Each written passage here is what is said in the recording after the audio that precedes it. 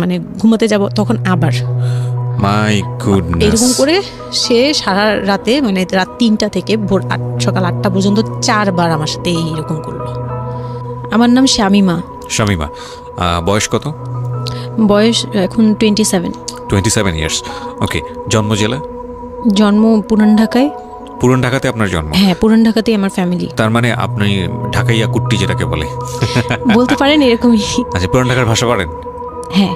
ওকে, ঠিক আছে, আপনি যে ভাষাতে যেভাবে বলতে কমফোর্ট ফিল করেন সেভাবেই বলবেন। তো আমাদের এই যে অনুষ্ঠানটি জীবন গল্প, এটা নিশ্চয়ই আপনি শুনেছেন এর আগে? হ্যাঁ, শুনেছি। ওকে, ঠিক আছে, তাহলে আপনার আইডিয়া আছে। জি বলুন, আপনি কি গল্প আজকে আমাদেরকে শোনাতে এসেছেন? আমি আমার ছোটবেলা থেকে মানে জন্ম থেকেই শুরু করতে চাচ্ছি। জি শিওর। আমি হচ্ছি আমার বাবা যিনি ছিলেন উনিও পুরান ঢাকার, আমার মাও পুরান ঢাকার। তো আমি যদি আমার গল্পটা বলতে চাই তাহলে আমার একদম জন্মের আগে মানে আমার বাবা আমার বিয়ে থেকে শুরু করতে চাচ্ছি। নিশ্চয়ই নিশ্চয়ই, নো প্রবলেম। তো আমার বাবা ছিলেন একজন ব্যবসায়ী পুরান ঢাকার। আচ্ছা। আর আমার মানে পাশাপাশি উনি হোমিওপ্যাথিক ডাক্তারও ছিলেন। ওকে। তো খুব ভালো একজন মানুষ ছিলেন। আর আমার আম্মু ছিলেন জমিদার, মানে জমিদার টাইপের, পুরান ঢাকায় লাইক জমিদার যেরকম থাকে আর কি, জমিদার বাড়ির মেয়ে ছিলেন। মানে পুরান এমন কি ছিল যে আগের পিতামহ বা প্রপিতামহ যেটাকে বলি জমিদার ছিল, এরকম এরকম মানে আমার নানাই ছিলেন জমিদার। ওই এলাকার সব বিচার সালিশ উনি করতেন, প্রভাবশালী খুব। তো ওই দিক থেকে আমার বাবা তো বিয়ের প্রস্তাব দেয়নি, মানে ফ্যামিলি থেকেই আমার বাবার আবার একটা বিয়ে করেছিলেন আরও 8 বছর আগে আমার আম্মুকে বিয়ে করার। ওটা ছিল লাভ ম্যারেজ। তো আব্বু আর ওই বড় আম্মু একসাথে পড়াশোনা করতেন, ওই দিক থেকে দুজন পরিচয় হয়ে বিয়ে হয়েছিল। কিন্তু 1.5 বছর পরে আমার ওই বড় আম্মু মারা যায়, অসুস্থ হয়ে মারা যান। তারপরে আমার আব্বু আর বিয়ে করবেন না এরকম বলেছিলেন যে আর বিয়ে করবো না। তারপর প্রায় 8 বছর পরে আমার দাদু আর ফুপ্পিরা মিলে মানে আমার আম্মুকে চুজ করে তারপর বউ করে নিয়ে আসেন। তো আমার আম্মু খুব অসুস্থ থাকতেন প্রায়, আমার আম্মু একটু ফিজিক্যালি একটু দুর্বল। তো ওইখান থেকে আমার আম্মুর বিয়ের প্রায় 2-3 বছর পরে আমার একটা বোন হয়। সেই বোনটা মারা যায় 6 মাসের মাথায়। আমার বোনটা মারা যায়। বোনটা মারা যাওয়ার পরে আমার আরেকটা কথা আমি এখানে ভুলে গেছি, যে আমার যে ফার্স্ট মা ছিলেন মানে বড় মা, আমার আব্বুর যে রিলেশন ছিল ওইখানে একটা মেয়ে হয়েছিল। ওই মেয়েটার প্রায় 6 মাসের মাথায় মানে পেট খারাপ করে অসুস্থ হয়ে মারা যায়। তো তার পরপরই আমার বড় মাও মারা যায়। তো ওইখানে হচ্ছে আমার ওই বাচ্চাটা ছিল মেয়ে বাচ্চা। হ্যাঁ, তো ওর পরে আমার আব্বু 8 বছর পর বিয়ে করে। তারপর আমার মার একটা মেয়ে হয়, ওই মেয়েটাও মানে ওই মেয়েটা হচ্ছে জন্মের সময় মারা যায়। আর ওই ফার্স্টেরটা হচ্ছে 6 মাস পর মারা যায়। তো এই মেয়েটা হচ্ছে জন্মের সময় মারা যায়। তারপর তার 5 বছর পর আমার ভাইয়া হয়, আমার ভাইয়া আসে। তারপর আমার আম্মুকে বলা হয়েছিল যে আপনার হয়তো অপারেশন করতে হবে, কারণ আপনি আর কনসেপ্ট করতে পারবেন না, খুব অসুস্থ ছিল আম্মু। 2টাই সিজার ছিল, তো ওই সময়টাতে আর কি সিজার বেশি করা যেত না, তাহলে রিস্ক মানে লাইফে একটা রিস্ক থাকে। তো ওই দিক থেকে আমার আম্মুকে বলা হয়েছিল যে আপনার হয়তো বা ইউট্রাসের অপারেশন করতে হবে। তো আমার আম্মু তখন বলেছিল যে না, আমার একটা মেয়ে দরকার, খুব অসুস্থ অবস্থায় বলেছিল আমার একটা মেয়ে দরকার, মানে আমার যদি একটা মেয়ে থাকতো খুব ভালো। হয়তো বা সৃষ্টিকর্তাই চাচ্ছিলেন যে একটা মেয়ে, মানে আমি যে আসবো এটা তো আর উনি জানতেন না, কিন্তু থাকে না যে অনেক সময় কিন্তু মিলে যায় এরকম। তো আমার আব্বু বলছিল যে মেয়ে হোক ছেলে হোক আরেকটা হলে ভালো হয়। তো ওইভাবে ট্রিটমেন্ট নিয়ে আমার প্রায় 2 বছর পরে আমি আমার আম্মুর মানে পেটে আসি।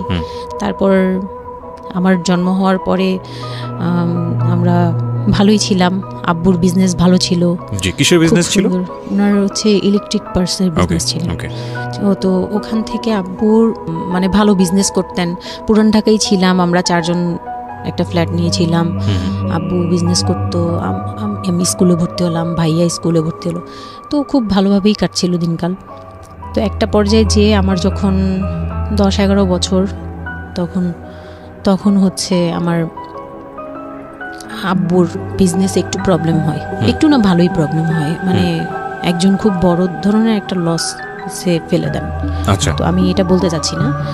তো যাই হোক, খুব বড় একটা ট্র্যাজেডি, মানে আমার লাইফের সবচেয়ে বড় ধাক্কাটা আমি ওখানেই পাই, যে আমার আব্বু এরকম একটা পার্সন ছিল।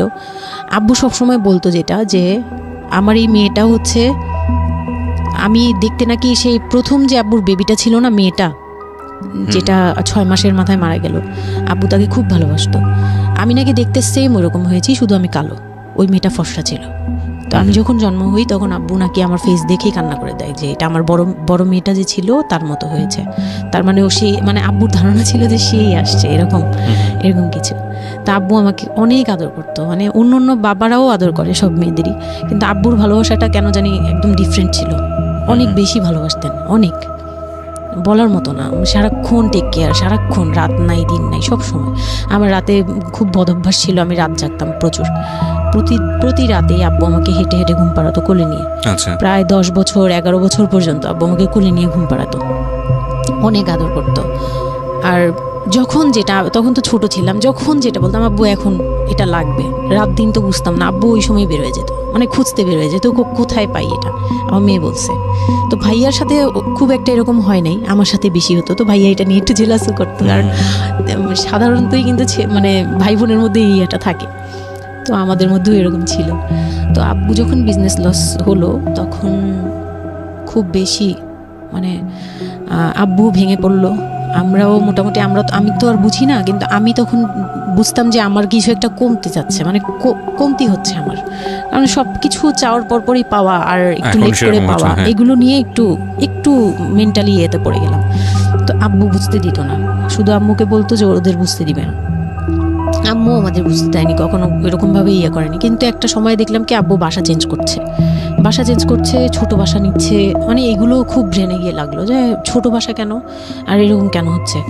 আব্বু আস্তে আস্তে ব্যবসা গোটাচ্ছে, নতুন কিছু করার চিন্তা করছে, মানে এগুলো নিয়ে আমিও খুব ডিপ্রেসড হয়ে গেলাম। তখন আমি ক্লাস 6-এ 7-এ পড়ি, এরকম হবে 7 থেকে 8-এ উঠবো এরকম।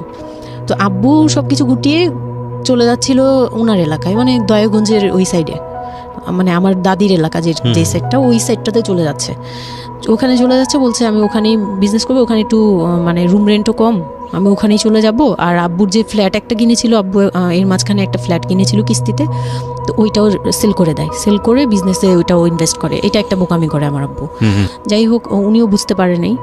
তো ওখানে যাওয়ার পরে সেখান থেকে আব্বু আর কিছু করতেই পারলো না। আর আমাকে করলো কি, ওই সাইডটা একটু মানে রাফ এলাকা, তো যে এলাকায় আব্বুরা মানে ওখানে গেল একটু অন্য ধরনের, মানে একটু ইফটিজিং বেশি হয়, এইসব প্রবলেম ফেস করতে হয়। আর আব্বু তো আমাকে বাসা থেকে বের হতে দিত না, আর ওই সময় আমাকে বোরকা পরাতো। তখন 10-11 বছর বয়স, কিন্তু ওই সময় আমাকে বোরকা পরাতো। তো ওই দিক থেকে চিন্তা করেছে যে এখান থেকে স্কুল চেঞ্জ করতে হবে, 8-এ উঠে যাচ্ছে মেয়েটা, তো এখান থেকে স্কুল না চেঞ্জ করে ওর মামার বাসায় থাকুক, আমার ছোট মামার বাসায় আর কি। আমরা তো নানু বাড়ি তো আমার ওখানেই, বংশাল সাইডে আর কি। তো ওইখানে আমার মামা বাসায় নানু বাড়িতে রেখে আমার আব্বু যায়, কিন্তু রাখতে চায় না প্রথমে। আমার আম্মু খুব রিকোয়েস্ট করে যে এখানে ভালো থাকবে। আর আমার মামা ওইখানকার, আবার নানার পরে আমার মামাই ওখানে মোটামুটি প্রভাবশালী, মানে নানার যে প্রভাবটা ওটা আমার মামা পেয়েছে, মানে ওখানে বিচার টিচার যা হয় সব মামা করে, এখনও করে। তো ছোটো মামার বাসায় গেলাম, মামি আমাকে খুব আদর করতেন, মামি আমাকে অনেক স্নেহ করেন, সত্যি কথা এখনও অনেক স্নেহ করেন, কিন্তু আমার যাওয়া হয় না, ওটা আমি পরে বলছি। তো ওখানে ছিলাম, মামার বাসায় গেলাম, খালার ছেলে, বড় ছেলে, হ্যাঁ, উনি হচ্ছে আমার মানে মামার বাসায় আসছে হঠাৎ করে। আমি জানতাম না যে কেন আসছে, মাঝে মাঝে দেখা হলে সালাম নিতাম। কি নাম ওনার? ওনার নাম রিপন। ওকে। তো উনি হচ্ছে আমার মামার বাসায় আসছে। আপনার খালাতো ভাই? খালাতো ভাই, উনি আমার খালাতো ভাই, উনি আসছে। তো অনেক দিন পর আর কি আসছে। আমি তখন 9-এ পড়ি, পহেলা বৈশাখ ছিল, আমি 8 থেকে 9-এ উঠে গেছি পহেলা বৈশাখ। তো ওই সময়টাতে তাকে দেখলাম যে সে আমাদের বাসায়, রিপন। হ্যাঁ, তো আমি সালাম দিলাম, ভাইয়া কেমন আছেন, কারণ উনি আমাদের অনেক সিনিয়র। আপনি তখন ক্লাস 9-এ পড়েন? হ্যাঁ, 8 থেকে 9 আর কি। 8 থেকে 9, ওকে। হ্যাঁ, তো ওই সময় আমি দেখে বললাম, ভাইয়া কেমন আছেন, চা খাবেন? তো আমার মামা বললো, হ্যাঁ চা বানিয়ে নিয়ে আসো। তো আমি গিয়ে পরে শুনি যে আমার মামাতো ভাই আমাকে বলতেছে যে আমার মামাতো ভাই আবার আমার একদম মানে আপন ভাইয়ের চেয়েও বেশি বলবো, কারণ ওর সাথে আমি সব কিছু, মানে ও আর আমি একসাথে বড় হয়েছি, কখনো মনে হয়নি যে এটা আমার মামাতো ভাই, নিজের ভাই মনে হতো। তো আমার বলতেছে যে তুই তো এখন আন্টি হয়ে যাবি, মানে দুষ্টুমি করতেছে যে তুই তো এখন বড় ভাবি হয়ে যাবি, হ্যাঁ তেন। আমি বলি কেন? বলে রিপন ভাই না তোরে বিয়ে করতে চায়।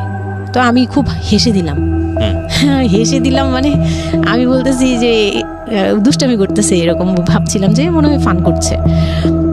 আমি ওর সাথে আবার কতক্ষণ চিল্লাচিল্লি, যাই উল্টাপাল্টা কথা বলিস কেন এই সেই। তো এগুলা নিয়ে ওরা সবাই মিলে আমার সাথে বলতেছে, বলে কি এরা কেমন কথা বলো। উনি বয়সে কত বড় ছিল আপনার থেকে? আমার তখন 13 আর উনার তখন ধরেন 37। 24 বছরের বড়, মানে আপনার না 24 বলতে এখানে, হ্যাঁ 24 বছরই তো বড়, তাই তো? ও মাই গড, ওকে। তো উনি তখন, আমি ভাবতেই পারিনি যে এই লোকটার সাথে আমার বিয়ে দিবে সবাই। মানে ও বললে তো এটা পাগলামি মনে করার কথা, যে এটা একটা পাগলামি, এটা কেমন কথা ক্লাস 9 এ পড়া যে উনি যদি মানে লিগ্যাল বয়সে বিয়ে করতে হয় তো আমার সমান একটা বিয়ে বাচ্চাই থাকতো। হ্যাঁ, তা আমি না ভাবতেই পারিনি তখন। তারপরেও না আমি চুপ হয়ে গেছি, আমি এই ব্যাপারে ডিসিশন দেওয়ার মতো বয়স আমার ছিল না, জ্ঞানও ছিল না। তো হুট করে আমার মামা মামি আমাকে জিজ্ঞেস করারও প্রয়োজন বোধ করেনি বা জানানোরও প্রয়োজন, কি কারণে জানি না, তবে ওনারাই ডিসিশন নিয়ে বললো যে আমার আব্বু আম্মুকে জানালো, আমার মেজো খালা যে মানে আমার আম্মুর ইমিডিয়েট বড় যে, ওনাকে আমার আব্বু আম্মুর কাছে পাঠায়। আর আমার আব্বু আম্মু তখন থাকে হচ্ছে তারই আমার এক ফুপির বাসায়, বাসা ভাড়া নিয়ে থাকে আর কি। তো ফুপির বাসায় থাকে, ফুপির নিজের বাসা, তো ওখানে থাকে। তো আব্বুর কাছে পাঠায়, তখন আমিও যাই ওই বাসায়। তো আমি তো আর জানি না এই কথা বলতে আসবে। আমি আবার ভাইয়ার সাথে বসে বসে গল্প করতে থাকি, ভাইয়া ছিল, ফুফাতো বোন ছিল, আমরা একসাথে গল্প করতে থাকি। তো হঠাৎ করে শুনি যে একটু মানে আমার খালা খুব জোরে সোরে বলতেছে, মানে চিল্লাচিল্লি করে বলতেছে যে যদি এই বিয়ে না হয় তাহলে আমাদের সাথে তোদের কোনো কন্ট্যাক্ট নেই, আজকে থেকেই বন্ধ। আচ্ছা, হ্যাঁ, এই বিয়ে হতেই হবে। কেন হতে হবে? আমার আব্বু বলছে কেন হতে হবে, আমার মেয়ে তো অনেক ছোট, ও তো এই সংসারের ভার নিতে পারবে না, বলে ওগুলো আমরা দেখবো, ওরে আমরা বাচ্চার মতো পালবো। মানে উনি বলতেছে আমি দায়ভার নিলাম, আমি সবকিছু নিলাম, এইভাবে বলতেছে আমি সবকিছু দেখবো, এগুলা নিয়ে কোনো টেনশনের কিছু নাই, নিজেদের মানুষ, এর চেয়ে ভালো কোনো অফার কোনো দিন পাবা না, মানে এর চেয়ে ভালো কোনো প্রস্তাব আসবে না, এই না সেই না, সেই অনেক কিছু বলতেছে। আব্বু মুখে কনভিন্স করতেছে যে এইটা যদি তোমরা হাতছাড়া করো তাহলে আর কখনো মেয়ের জন্য ভালো কিছু পাবা না, আর আমাদের সাপোর্ট জীবনও পাবা না, তোমাদের একটা সাইড পুরো বন্ধ হয়ে যাবে, মানে আমরা আমাদের সাথে তোমাদের একদম রিলেশন শেষ, তোমাদের মেয়ে এখনই রেখে যাবো, তোমরা কি করবা করো। তো আমার আব্বু ওই দিক থেকে একটু দুর্বল ছিল। পরে আমি এটা শুনে কান্না করে দিছি, মানে সাথে সাথে কান্না করে দিছি। তো আমার ভাইয়াও বুঝছে, আমাকে নিয়ে ছাদে চলে গেছে। আমার ফুফাতো বোন, ভাইয়ার এক খুব ক্লোজ ফ্রেন্ড ছিল, ছোটবেলার বন্ধু, সেও আমাকে খুব আদর করতো বোনের মতো, সেও গেল উপরে, বলতেছে আব্বু তুই কান্না করিস না, আমরা দেখতেছি কি করা যায়। তো আমার ভাইয়া বলতেছে বলে কি আমি ওরে নিয়ে কোথাও পালিয়ে যাই, আমার মনে হচ্ছে যে আমি ওকে নিয়ে এখন কোথাও পালিয়ে যাই, যে রিপন ভাই এটা কিভাবে পারে, কিভাবে এটা বলতে পারে যে বিয়ে করবে ওকে। তো আমি খুব কান্নাকাটি করছিলাম। আমার খালা চলে গেল, খালা চলে যাওয়ার পরে আমার ভাইয়া আব্বুকে যে কি বলছে জানি না, আব্বু আবার ছাদে আসছে, আমি কান্না করতেই আসি, মানে তখন কন্টিনিউ কান্না করতেছি। তো আমার আব্বু ছাদে এসে যেটা বললো, যে আমার আব্বু তখন বললো যে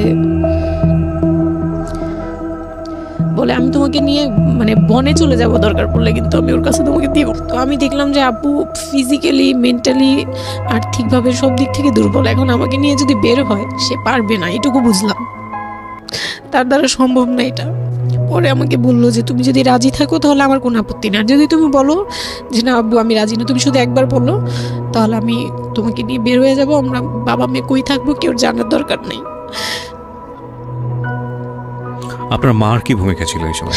আমার মা তখন বলতেছে যে দিবে, আমার মা ইচ্ছা ছিল যে দিবে, কারণ আমার মা তখন এই জিনিসটা বুঝে না, মানে আমার মা এমনিতেও অনেক সহজ সরল, সত্যি কথা বলতে ওনার দোষ না এটা, সেইটা বুঝতো না যে এই যে ডিস্টেন্সে বিয়ে দিলে এই বিয়েগুলো টিকে না, বা 24 বছর বয়সের ডিফারেন্স, এগুলো নোট করবেন, এবং খুব ইম্পর্টেন্ট, আসলে খুবই ইম্পর্টেন্ট, কারণ বয়সের গ্যাপটা না ঠিক আছে, কিছু কিছু মানুষের জীবনে যে ব্যতিক্রম ঘটে না তা কিন্তু না, কিন্তু এই ব্যতিক্রমটা যদি আমরা উদাহরণ হিসেবে নিয়ে সবার উপর চাপিয়ে দেওয়ার চেষ্টা করি তাহলে কিন্তু সেটা সম্ভব নয়। ঠিক আছে, একটু খেয়াল করবেন, 24 বছরের ডিফারেন্স হচ্ছে ও এবং ওর খালাতো ভাই রিপনের মধ্যে। ও যখন 13 বছর তখন ওর খালাতো ভাই হচ্ছে 37। So it's a huge gap. সাধারণত বলা হয়ে থাকে 4-5 বছরের গ্যাপ ইজ ওকে, কিন্তু এর থেকে বেশি না হওয়াটাই বেটার। সেক্ষেত্রে 24 বছর, কোথায় 4-5 বছর আর কোথায় 24 বছর। হ্যাঁ, দেন হচ্ছে ওই বিয়েটা মানে আপনি কি বললেন, এখন তো আমি সিদ্ধান্ত তখন- আসলে আপনার জায়গায় ছিল। সিদ্ধান্ত আমার জায়গায় বলতে আমি তখন 13 বছর বয়স, তো মানে আমি তখন প্রেমও করিনি একটাও। হুম, মানে একটা এজ থাকে কিন্তু সবকিছুরই। হুম, মানে তখন দেখতাম যে আশপাশে মানে যারা কলেজে পড়ে, হুম, আমার একটা টার্গেট ছিল যে আমিও একদিন কলেজে পড়বো, আমার অনেক ফ্রেন্ড সার্কেল থাকবে, হয়তো বা আমার ভালো একটা রিলেশন থাকবে, হুম, বা বিয়ে হবে, এরকম সবারই একটা ইয়ে থাকে। কিন্তু ওই বয়সটাতে আমার ওইটুকু যাওয়ারও মানে ওই চিন্তাতে আমি যাইনি তখনও, যে আমি একটা রিলেশন করব আর ওই জায়গায় বিয়ে। তো আমি আমার আব্বুকে মনে প্রাণে বিশ্বাস করতাম, তো আব্বুর উপরে ছেড়ে দিলাম। আব্বুকে আর ভাইয়াকে বললাম যে দুইজন সামনে ছিল, আমাকে বারবার জিজ্ঞেস করতেছে তুমি যদি ইয়েস বলো ইয়েস, তুমি যদি না বলো তাহলে আমি তোমাকে নিয়ে বেরিয়ে যাবো। আমার ভাইয়াও বলতেছে বলে আমিও আপনার সাথে যাব। তো আমি দেখতেছি আব্বু এমনিতেই 1 থেকে 1.5 বছর বা 2 বছর ধরে এরকম সার্ভাইভ করতেছে, মানে নিজে যুদ্ধ করে পারতেছে না, কাজকর্ম সব কিছু বন্ধ হয়ে গেছে, মানে বিজনেস টিজনেস সব গুটিয়ে ফেলছে।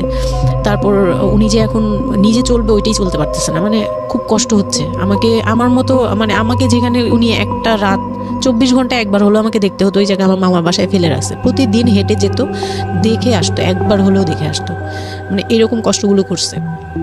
ওই দিক থেকে চিন্তা করে দেখলাম যে না, আমার আসলে ওনাকে প্রেশার দেওয়া উচিত না, ওনার উপর ছেড়ে দিই। ও তখন আর কি এটাই মাথায় কাজ করছে যে আব্বু আপনি যেটা বলবেন সেটাই। পরে তার 1 সপ্তাহের মধ্যে 14 এপ্রিল পহেলা বৈশাখ আর 23 তারিখে আমার এঙ্গেজমেন্ট হয়।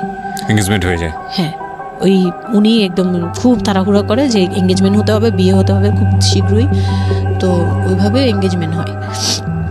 মানে এঙ্গেজমেন্টের পরেও আমি একদম স্টপ, আমার মাথায় কিছুই, তখন আমি পুরোপুরি ব্ল্যাঙ্ক, মানে আমি যে নিজের থেকে কিছু বলবো কিছু করব আমার ভিতরে ওইগুলো আর কাজ করছিল না।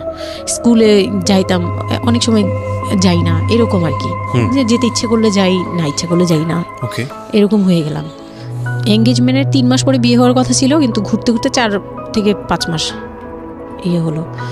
তো 2004-এ 4 থেকে 5 মাসের মধ্যে সে আমার সাথে অনেকবার দেখা করতে চাইছে, কেউ দেখা করতে দেয়নি, কারণ আমার ফ্যামিলি খুব রেস্ট্রিক্টেড ছিল এইসব ব্যাপারে, কেউ দেখা করতে দেয়নি। আর আমিও ভয় পেতাম, তো আমি খুবই ভয় পেতাম, ওনাকে অনেক ভয় পেতাম, সোজা কথা আমি ওনাকে খুব ভয় পেতাম।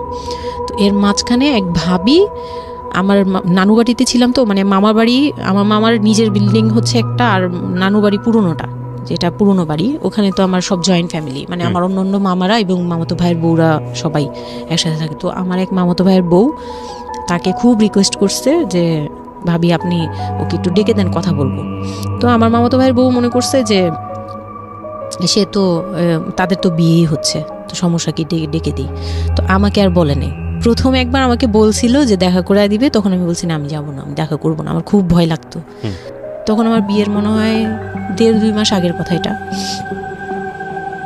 তো আমার মামাতো ভাইয়ের বউ আমাকে ডাকছে যে কিছু একটা বলে, মানে জামা বানানো বা সামহাও এরকম কিছু একটা, অনেক বছর আগে, তো ভুলেও গেছি যে কি একটা কারণে আমাকে ডাকছে সে। তো আমি গেলাম, একদম মনের অজান্তেই গেলাম। গিয়ে পরে রুমে গেছি, পরেই দেখি হইলো মানে রিপন বসে আছে। তো বসে আছে দেখে না আমার একদম খুব একটা আঘাত লাগলো যে এই ভাবি আমাকে এইভাবে নিয়ে আসলো। আর ভাবি তো মজা করে, মানে ওনারও দোষ না, উনি ভাবতেছে যে নতুন বিয়ে হবে, ওদেরকে একসাথে করিয়ে এসে। তো উনি বললো কি আচ্ছা তোরা বস, আমি চা নিয়ে আসি, এরকম বলে উঠে গেল না। আমার আরও ভয় লেগে গেছে। আর তখন আমি গিয়ে দেখতে পারলাম যে ওই লোকটার আচরণ খুবই খারাপ। মানে আমার কাছে তখন মনে হয়েছে যে কেন মনে হলো এটা, কেন মনে হলো, হুট করে ভাবি যখন গেল, সে সাথে সাথে আমার পাশে এসে বসছে এবং আমাকে মানে খুব মানে নোংরাভাবে টাচ করতেছে। তখন আমার বয়স খুব ছোট, তো স্বাভাবিক না এটা আমার কাছে ভালো না লাগার কথাই, কারণ আমি তাকে বড় ভাই জানি। এক্স্যাক্টলি, মানে কয়দিন আগেও তো সালাম কালাম দিয়ে দূরে থেকে কথাবার্তা হ্যাঁ, বড় ভাইয়া বলতাম, সবাই মানে তাকে বড় ভাইয়া ডাকে, আমিও বড় ভাইয়া ডাকতাম ওই ইয়ে থেকে। আর সেই লোকটা এসে আমাকে মানে খুব অপ্রীতিকর ভাবে জড়িয়ে ধরতেছে, তারপর জড়াজড়ি করতেছে, মানে খুব ঘেন্না লেগে গেল। আমি খুব জোরাজোরি করে আমি বললাম আমি এখন চিল্লাচিল্লি করবো, মানে তখন আমার খুব খারাপ লাগতেছিল, তখন বললাম আমি চিল্লাচিল্লি করবো বলে আমি একটু জোরে বলছি। পরে উনি আমাকে ছেড়ে দিছে, আমি এমন দূর দিছি একবারে সরাসরি মানে মামার বাসায় চলে গেছি, আর আসিনি। আর ওখানে গিয়ে অনেক কান্নাকাটি করছে যে এখন তো নাও করা যাবে না, আর এই লোকটা এরকম কেন, এই লোকটা তো তাহলে বিয়ের পরে, মানে আমার একটা ভয় ঢুকে গেছে যে এই লোকটা তো তাহলে আমাকে না জানি কি করবে, এরকম একটা ভয় ঢুকে গেছে। তখন তো ছোট ছিলাম, আর আমাদের ওই সময়টাতে তো এত মিডিয়া ছিল না যে আমরা এত কিছু বুঝবো যে এই আর কি। তো ওখানে তারপর 1.5 থেকে 2 মাস পরে বিয়ে হলো। এর মাঝখানে অনেকবার ফোন টোন করতো, এই করতো, আমি রেসপন্স করতাম না। তো বিয়ে যেদিন হলো, বিয়ের রাতের কথাটা কি বলবো। নিশ্চয়ই আপনার যদি মনে হয় যে বিষয়টা সামাজিকতার জায়গাটা থেকে খুব সেন্সিটিভ, একটা মেয়ের মানসিকতার জায়গাটা থেকে, যেটা আসলে এটা আমার বলার মতো শক্তিও নাই। সত্যি কথা বলতে আমি এটাই আমার লাইফের সবচেয়ে বড় ট্র্যাজেডি, বিয়ের রাত। হয়তো আপনি খেয়াল করছেন কিনা জানি না, কিন্তু আপনি মাঝখানে বললেন যে আমি অ্যাফেয়ার করবো কিভাবে, আমার মন তো তখনই ভেঙে দিছে। আমার ভিতরে একটা ভয় কাজ করে।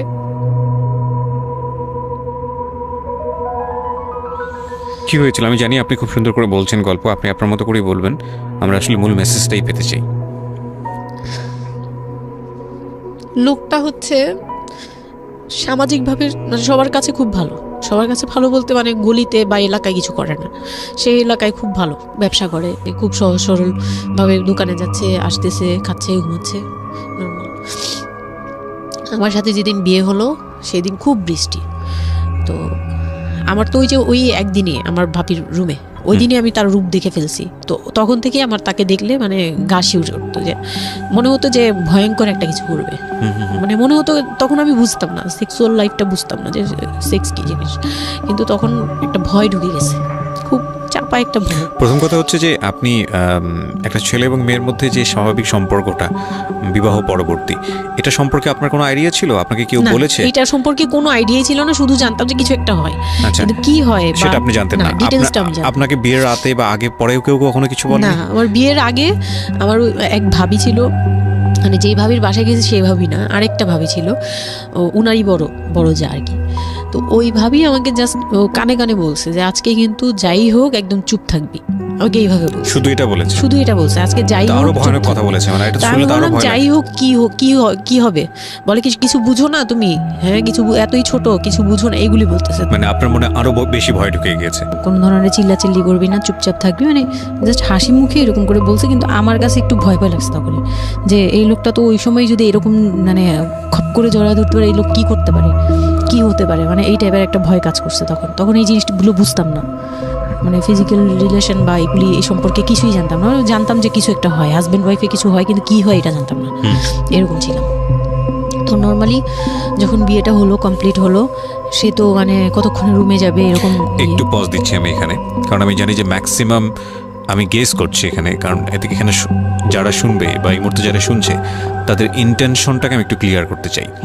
সেটা হচ্ছে আমরা এটা বলি যে this is an entertaining show, but এই জীবন গল্প বলেন বা আমার লাস্ট 7-8 ইয়ার্সের ক্যারিয়ারে আমি রেডিওতে যে ধরনের প্রোগ্রাম করেছি, সোশ্যাল অ্যাওয়ারনেসের জায়গাটা থেকে এটা কী ধরনের ভূমিকা রেখেছি সেটা আপনারা আপনাদের জায়গা থেকেই ভালো মূল্যায়ন করতে পারবেন। বাট আমি একটু করজোরে আপনাদের কাছে একটা মিনতি করতে চাই, এই ঘটনাটাকে সিনেমা হিসেবে না দেখে, সিনেমার পর্দায় কিছু একটা ঘটতে যাচ্ছে এরকম একটা কিছু হিসেবে না দেখে, রেডিও হিসেবে না দেখে, একটু নিজের জায়গা থেকে চিন্তা করে দেখবেন, বা যদি বিষয়টা এরকম হয় একটা মানবিক জায়গা থেকে একটু চিন্তা করে দেখবেন। 24 বছরের গ্যাপ হাজব্যান্ড আর ওয়াইফের মধ্যে, 24 ইয়ার্স, 13 বছরের একটা মেয়ে, যে মেয়েটার জীবনে প্রেম বলতে কোনো কিছু আসেনি, শারীরিক সম্পর্ক কি সে বোঝেই না, এবং দ্বিতীয়ত যে বিষয়টা ইম্পর্টেন্ট, বয়ঃসন্ধিকালের একেবারে ইনিশিয়াল স্টেজে সে আছে, সে জানি না আসলে বিষয়গুলো কি। আর 37 বছর মানে হচ্ছে আমাদের পার্সপেক্টিভ থেকে, আমাদের সামাজিকতা জায়গা থেকে একটা ছেলে যখন একদম এই সমস্ত স্টেজ, প্রেম বলেন, শারীরিক সম্পর্ক বলেন, বা অন্যান্য যে বিষয়গুলো আছে সেগুলো বলেন, সেগুলো অতিক্রম করে মোটামুটি বৈষয়িক হয়ে গেছে। বৈষয়িক বলতে আমি যেটা বোঝাচ্ছি, এই জীবনে এসে দায়িত্ব ছাড়া অন্য কোনো কিছু থাকে না 37 কিংবা 40 বছরের পর থেকে, এরকম একটা স্টেজে আছে। তার মানে ওদের মধ্যে মেন্টাল ম্যাচিংয়ের কত বড় একটা গ্যাপ।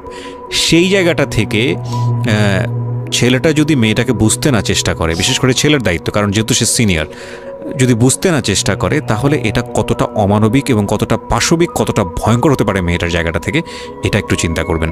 সো বিশেষ করে যারা বাসরাত বিষয়টাকে মাথায় রাখছেন, তাদেরকে আমি বলবো please think like this.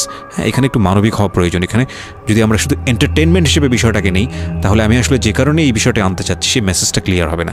Okay, so please feel the story actually. তারপর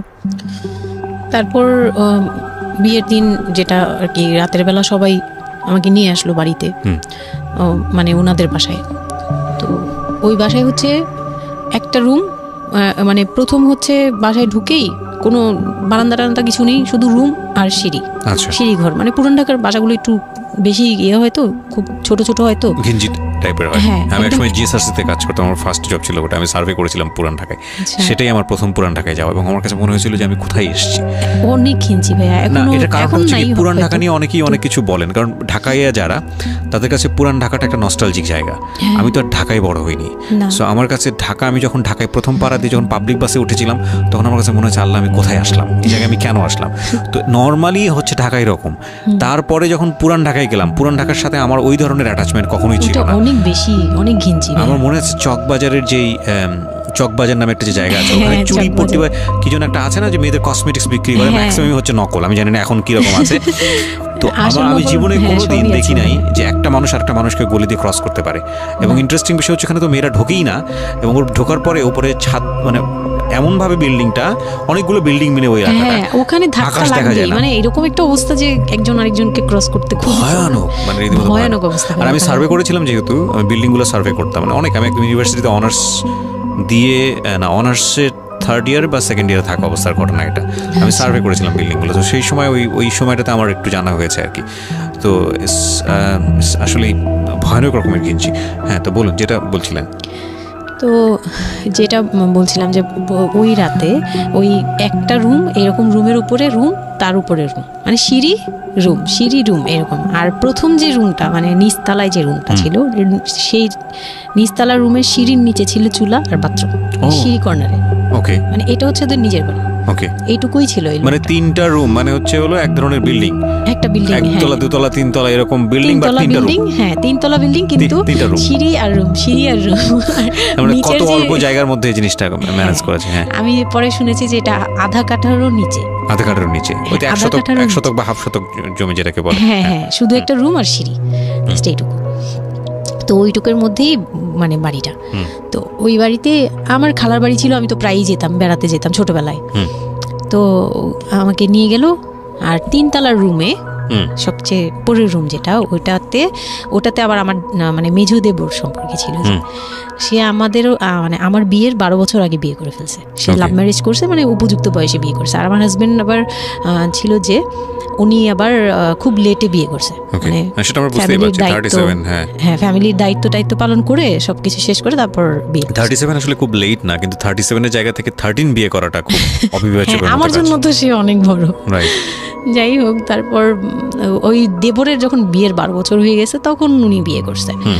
আর তো ওই ভাইয়া, মেজো ভাইয়া যে ছিলেন, তো মেজো ভাইয়ার রুমটা ছিল 3 তলায়। আমি ওখানেই আমার বাসর ঘরটা করা হয়েছিল আর কি। তো ফুল টুল তেমন ভালো আনা হয়নি, সে খুব রাগারাগি করছে। ছোট ভাই যারা ছিল, এলাকার ছোট ভাইটাই, ওদের সাথে খুব রাগারাগি করছে আমার হাজব্যান্ড যে ছিলেন। এটা কোনো ঘর সাজানো হলো এই সেই বলে টলে বলতেছে, এখন তোমরা বের হও, অনেক হয়েছে, এখন তোমরা যাও, মানে খুব রাগারাগি করতেছে। তো আমি রাগ দেখে আরও ভয় পেয়ে গেছি। প্রথম রাত, তারপরে আবার আমি মানে এই অবস্থায় আসছি, বউ হয়ে আসছি, আমার শরীরে ভারী গহনা, শাড়ি টাড়ি, মানে আমি এগুলোর ওজন নিতে পারছি না। 4-5 ঘন্টা হয়ে গেছে আমাকে এগুলো পরায় রাখা হয়েছে, ভারী মেকআপ দেওয়া হয়েছে, আমি এগুলো কখনো ইউজ করিনি ফার্স্ট লাইফে। মানে আমি দেবীর মতো সেজে বসে আছি, এরকম একটা ইয়ে। তো খুব ভয়েও কাজ করছে, নার্ভাসনেস। তারপর এখন কি হবে, সবাই বের হয়ে গেলে কি হবে, এটা একটা টেনশন। আর শুধু মানে কেমন জানি একটা ফিল, যেটা সাধারণত নর্মালি হওয়া উচিত একটা ছেলে এবং একটা মেয়ের জায়গাটা থেকে। এটা হচ্ছে জীবনের সবচেয়ে সুন্দরতম মুহূর্তের একটা, রাইট? আমরা সেটাই চিন্তা করি না। একটা মেয়ের জীবনে স্বপ্ন থাকে তার একটা বাসর রাত কিংবা ফুলসজ্জার রাত, আমরা যেটাই বলি সেটা নিয়ে। একটা ছেলের জীবনেও নিশ্চয়ই থাকে, এবং সেটা চমৎকার হয়ে সারা জীবন স্মৃতি হয়ে থাকুক, এরকম কিছু একটা থাকে। এবং সেখানে বিষয়টা যদি এরকম হয় যে একটা মেয়ের জীবনে আতঙ্কের রাত এবং ভয়ানক রকম আতঙ্কের, সবচেয়ে বড় আতঙ্কের রাত ছিল ওটা, তাহলে আপনি চিন্তা করে দেখতে পারেন। এবং সেটাকে যারা আজকে এই রেডিও যারা শুনে, যারা এটাকে এন্টারটেনমেন্ট হিসেবে নিচ্ছেন, তাদের জায়গা থেকে আমি বলতে পারি যে এখানে নিজেরও কিন্তু একটা পরিচয়ের বিষয় আছে। হ্যাঁ, মানে নিজের পরিচয়টা নিজের কাছে কি দিচ্ছেন একটু চিন্তা করে দেখেন। ঘটনার ভেতরে ঢোকার চেষ্টা করুন, এই মেয়েটার মানবিক অনুভূতিটাকে জানার চেষ্টা করুন, অন্য কিছু নয় প্লিজ। কজ আমরা আমাদের সামাজিকতার জায়গাটা থেকে মেয়েদের এই বিষয়গুলোকে উইথড্র করে বা না ভেবে তাদেরকে কখনো কখনো সারা জীবনটা ধ্বংসের দিকে ঠেলে দিই। হয়তো মেয়েটার ক্ষেত্রে এরকমই কিছু হয়েছে। আমরা একটু সামনের দিকে আগাবো। জি, তারপর উনি আমাকে আমি তখন শাড়ি টাড়ি পরা, গহনা পরা, তো খুব নর্মালি সবাই চলে গেল পরে খুব নর্মালি আমাকে বলতেছে যে ড্রেসটা চেঞ্জ করো, শাড়িটা চেঞ্জ করো, গহনা টহনা চেঞ্জ করো। তো আমি আমার লাগেজ থেকে একটা 3 পিস নিলাম। ওই 3 পিসটা নিয়ে ওয়াশরুমে চলে গেলাম। ওয়াশরুম বলতে ওই যে উপরের রুমেই একটা ওয়াশরুম আছে, আর নিচের রুমে মানে উপরের রুমে তো আর সিঁড়ি ঘর নাই, সিঁড়ি ঘরটাতেই একটা ওয়াশরুম ছিল, ছোট্ট একটা টয়লেট ছিল। ওইটাতে গিয়ে আমি চেঞ্জ করলাম খুব কষ্টে, চেঞ্জ করে তারপর মুখের মেকআপ টেকআপ এগুলো ওয়াশ করে আসলাম। তারপর আসার পরে উনি বলতেছে উজু করে আসো। হ্যাঁ, তো আমি উজু করলাম, উনি উজু করছে করে, মানে প্রথম রাতে নাকি নামাজ পড়তে হয় সবাই বলে দিছে, তো ওই নামাজ পড়লো আমাকে নিয়ে। নামাজ পড়ার পরে বেডে গেলাম, মানে আমি বিছানায় যে বসলাম, খুব ভয়ে ভয়ে আছি যে কি বলবে কি করবে জানি না। তো উনি আমার পাশে এসে বসে আমাকে ফার্স্ট কথা যেটা বললো, মানে এইটাই ফার্স্ট কথা ছিল যে আমি তো ওই ফ্যামিলির বড় ছেলে, আর তুমি তো আমাদের ফ্যামিলির সবাইকেই চিনো জানো, তোমার তো আর চেনা জানার দরকার নেই। আর আমার তখন ওনার মা মারা গেছে 3-4 বছর, মানে 3 বছর হবে এরকম, 3 থেকে 4 বছর এরকম হবে। বলে আমার মা মারা যাওয়ার পরে আমি এখন সংসার দেখি, আমার হয়ে আমার মার জায়গাতে এখন তুমি। এটা শোনার পর আমার কাছে মনে হলো আস্ত একটা বাড়ি আমার মাথার উপর পড়লো। এটা আমি যেখানে নিজের এটাও একটা বিষয়। ওই কথাটা কিন্তু খুব সুন্দর বলেছে, মানে ওর 37 ইয়ার্সের জায়গাটা থেকে এটা খুব সুন্দর একটা কথা। কিন্তু কথা হচ্ছে 13 বছরের একটা মেয়ে কেন এটা বুঝতে যাবে? ও কিন্তু এটাই বুঝেছে যে এই 3 তলা একটা বাড়ি, 3 রুমের একটা বাড়ি ওর মাথার উপরে দিয়ে দেওয়া হলো। দেখুন, এই জিনিসটাই আমি আপনাদেরকে বোঝানোর চেষ্টা করছি যে আসলে সব কিছুর একটা বয়স থাকে। হ্যাঁ, এবং ছেলেটার জায়গা থেকে কিন্তু খুব সুন্দর নামাজ পড়েছে, বসছে, এখন পর্যন্ত আমাদের কাছে ভালোই লাগছে শুনতে। কিন্তু এটা আসলেই কেউ বুঝতে চাইবে? 13 বছরের মেয়েটাকে এই জিনিসটা বুঝতে চাইবে? এইটা বোঝাটা জরুরি ছিল। হ্যাঁ, তারপর উনি যেটা বলছে যে আমার ভাই বোন আছে, সবাই আমার ছোট, কিন্তু আমার তো প্রায় 10-12 বছরের বড়। ওনার যে 10-12 বছরের ছোট, সে আমার 12-13 বছরের বড়। মানে তাকে আমি ছোটবেলা থেকে এইভাবে দেখে অভ্যস্ত। তো এইগুলো চিন্তা ভাবনা, মানে ওই সময় তো আর এত কিছু কিন্তু ওনার ছোট ভাই বোন এগুলা, মানে ওনার কাছে তো এগুলো বাচ্চা এখনো, আর আমার কাছে তারা অনেক বড়। আমি তাদেরকে কি টেক কেয়ার করবো, তারা আমাকে করবে, মানে আমার এরকম একটা বিষয়টা তাই। হ্যাঁ, তো আমি চুপ হয়ে শুধু শুনছিলাম। ও আচ্ছা, মানে আমি কিছু বলার মতো ভাষাও পাচ্ছি না, বা আমি কি বলবো, আমার এখানে ডায়লগই কি ছিল, মানে আমি এরকম মনে হচ্ছে যে কেউ আমাকে একটা স্ক্রিপ্ট ধরাই দিত, আমি একটু দেখে আমাকে কেউ কিছু বলেও না, এই লোক কি বলতেছে। তো যাই হোক, এই কথাটার পরে মানে যখন উনি এটা বলার পরে বলতেছে যে তুমি, আমাদের একটা মানে রুলস আছে, বিয়ের পরে নাকি বাসর ঘরে নাকি কিছু দেয়, হাজব্যান্ড ওয়াইফকে কিছু দেয়, তারপর নাকি টাচ করে, এরকম কিছু একটা। তো আমাকে বলতেছে যে তোমার কি আমার উপর কোনো দাবি আছে? মানে এইগুলো আমি জানতাম না, এগুলো আমি অনেক পরে গিয়ে শুনছি। এগুলো অনেক পরে গিয়ে জানছি যে এই সময় নাকি কিছু চাইতে হয়, মানে এই সময় যা চাইবে তাই দিতে হবে, এরকম কিছু একটা। তো এটাও আমাকে কেউ বলে দেয়নি। আমি ওই সময় একটা লসে পড়ে গেলাম না, মানে এরকম মনে হচ্ছে এখন আর কি। তখন আমাকে এটা কেউ বলে নাই। বাই দ্য ওয়ে, আমরা যার গল্প আজকে এখানে শুনছি উনি হচ্ছেন শামীমা। ওনাকে যদি আপনারা দেখতে চান, আমাদের যিনি আজকে গেস্ট, আমরা একটা ছবি দিয়ে দিয়েছি। আমি বললাম যে না, আমি জানতাম না দাবি জিনিসটা কি।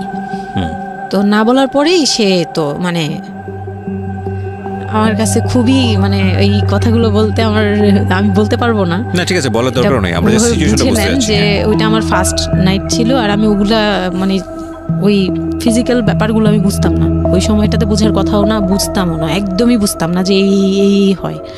তো যখন উনি শুরু করলো, শুরু থেকে শেষ পর্যন্ত মানে খুব অল্প সময়ের মধ্যে খুব অমানবিকভাবে, মানে এটা এখন বর্তমানে যদি আমি কল্পনা করতে যাই, তাহলে এটা একমাত্র পারে রেপিস্টরাই পারবে। এটা রেপ ছাড়া কিছুই ছিল না, এখন বুঝি, ওই সময় বুঝতাম না। আর ওই সময় আমি এগুলো বুঝতাম না দেখে, আর আমাকে একটা কথা বলা হয়েছিল, আমার মাথায় একটা জিনিস কাজ করছিল যে ভাবি বলছে যে এইখানে যা হবে এগুলো সবই ঠিক। হ্যাঁ, এখানে যাই হোক, মানে ভেঙে বলেনি, বলছে তোর সাথে আজকে যা হবে এটি ঠিক, আর এটা মেনে নিতে হবে, আর এটা যদি না মেনে নিস তাহলে মানে এই ধরনের একটা বলছে যে এটা আজকের রাতের কোনো চিল্লাচিল্লি করা যাবে না। তো আমিও চুপ করে, আমার কাছে মনে হচ্ছিল কেউ আমাকে ছুরি দিয়ে আঘাত করতেছে, মানে মনে হচ্ছিল যে কেউ আমাকে ছুরি দিয়ে আঘাত করতেছে, আর আমি ব্লাড দিয়ে পুরো, মানে আমার শরীরে সব ব্লাড বের হয়ে যাচ্ছে। আমার এরকম মনে হচ্ছে যে আমার শরীর থেকে সব ব্লাড বের হয়ে যাচ্ছে, আমি মানে গরু কাটলে যেরকম ইয়ে করে না, আমি এরকম কাঁপতেছি, ওরকম কাঁপতেছি। কিন্তু সে তার কাজ করলো। আমি খুব অবাক হয়েছি যে আমি উঠে বসতে পারতেছিলাম না, সে আমাকে টান দিয়ে উঠে বসাইছে, বসায় বলতেছে ওয়াশরুমে যাও। আমি ওয়াশরুমে কীভাবে গেছি আমি জানি না, আমি খুব ধরে ধরে খুব মানে খুব কষ্টে কাঁপতে কাঁপতে ওয়াশরুমে গেলাম, ফ্রেশ হয়ে আসলাম। আসার পর আমি খুব কষ্টে যে আমি যখন বিছানায় মানে ঘুমাতে যাব তখন আবার মাই গুডনেস, এরকম করে সে সারা রাতে মানে রাত 3টা থেকে ভোর সকাল 8টা পর্যন্ত 4বার আমার সাথে এইরকম করলো। আমি আর সকালে উঠতে পারি না, মানে আমি উঠে বসতে পারি না। তারপর 2-3 দিন কি হয়েছে আমার মাথায় নেই, মানে আমি এখন আর এটা বলতে পারবো না, কারণ আমি পুরো সেন্সলেস ছিলাম আর ওনারে দেখলেই আমার ভয় লাগতো। সে যতবার আসতেছে সামনে। 2-3 দিন আপনি সেন্সলেস অবস্থায় ছিলেন? আমি জানি, মানে আমি সেন্স ছিল, কিন্তু আমি এখন গল্পটা বলতে পারবো না যে এই 2-3 দিনে কি হয়েছে। আচ্ছা আচ্ছা। এই 2-3 দিন আমার বৌভাত হয়েছে, আমাকে পার্লারে নিয়ে যাওয়া হয়েছে, কিন্তু আমি নিস্তব্ধ। আর তখন আমার মানে শারীরিক কন্ডিশন খুব খারাপ, কিন্তু সবাই বুঝতেছিল, কিন্তু কেউ বুঝতে দিচ্ছিল না আমাকে। মানে এভরিবডি অ্যাভয়েড দিস, মানে সবাই জিনিসটাকে অ্যাভয়েড করছে, তারা পার্টিটাকে এনজয় করছে। এটা শুধু আপনার ফ্যামিলির সমস্যা না, এটা আমাদের পুরো সমাজেরই সমস্যা। এটা সমাজটাই অ্যাভয়েড করে। এবং আমার মনে আছে I face huge difficulty for the first time যখন আমি রেডিওতে এই ধরনের একটা, আমি নট আজকেই না প্রথম, আমি এটা আগে বিষয়গুলো খুব চ্যালেঞ্জ জায়গা থেকে আমি প্রচার করার চেষ্টা করেছিলাম। অ্যান্ড আই ফেস, এগুলো হয়তো আমার লিসনাররা কখনোই জানে না, আই ফেস হিউজ ডিফিকাল্টিস। যখন আমার প্রথম বইটা পাবলিশড হয় সেটা নিয়েও আমার একটা বড় ধরনের ডিফিকাল্টি ফেস করতে হয়েছে। একটা অদ্ভুত বিষয় হচ্ছে আমাদের সমাজে এই বিষয়গুলোকে আমরা অ্যাভয়েড করি, আমরা ঢেকে রাখতে চাই, আমরা মনে করি এটা একটা ট্যাবু, এটা সমাজে 8-10 জন মানুষের সামনে নিয়ে আলোচনা করা যায় না। একটু চিন্তা করে দেখবেন আলোচনা করা যায় না এটা কোন অর্থে? যদি বিষয়টা নিয়ে সুড়সুড়ি দেওয়া হয়, যদি বিষয়টা নিয়ে এমনভাবে বলা হয় যে এটা এমনভাবে প্রেজেন্ট করা হচ্ছে যেটা একটা রগা বিষয়, এবং সেটা শুনে আরও কারোর মধ্যে এই ধরনের পাশবিক বা সে আসলে এন্টারটেনমেন্টের জায়গা থেকে নিয়ে এটাকে মজা হিসেবে নিল, বিষয়টা তখনই একটা প্রশ্ন আসে।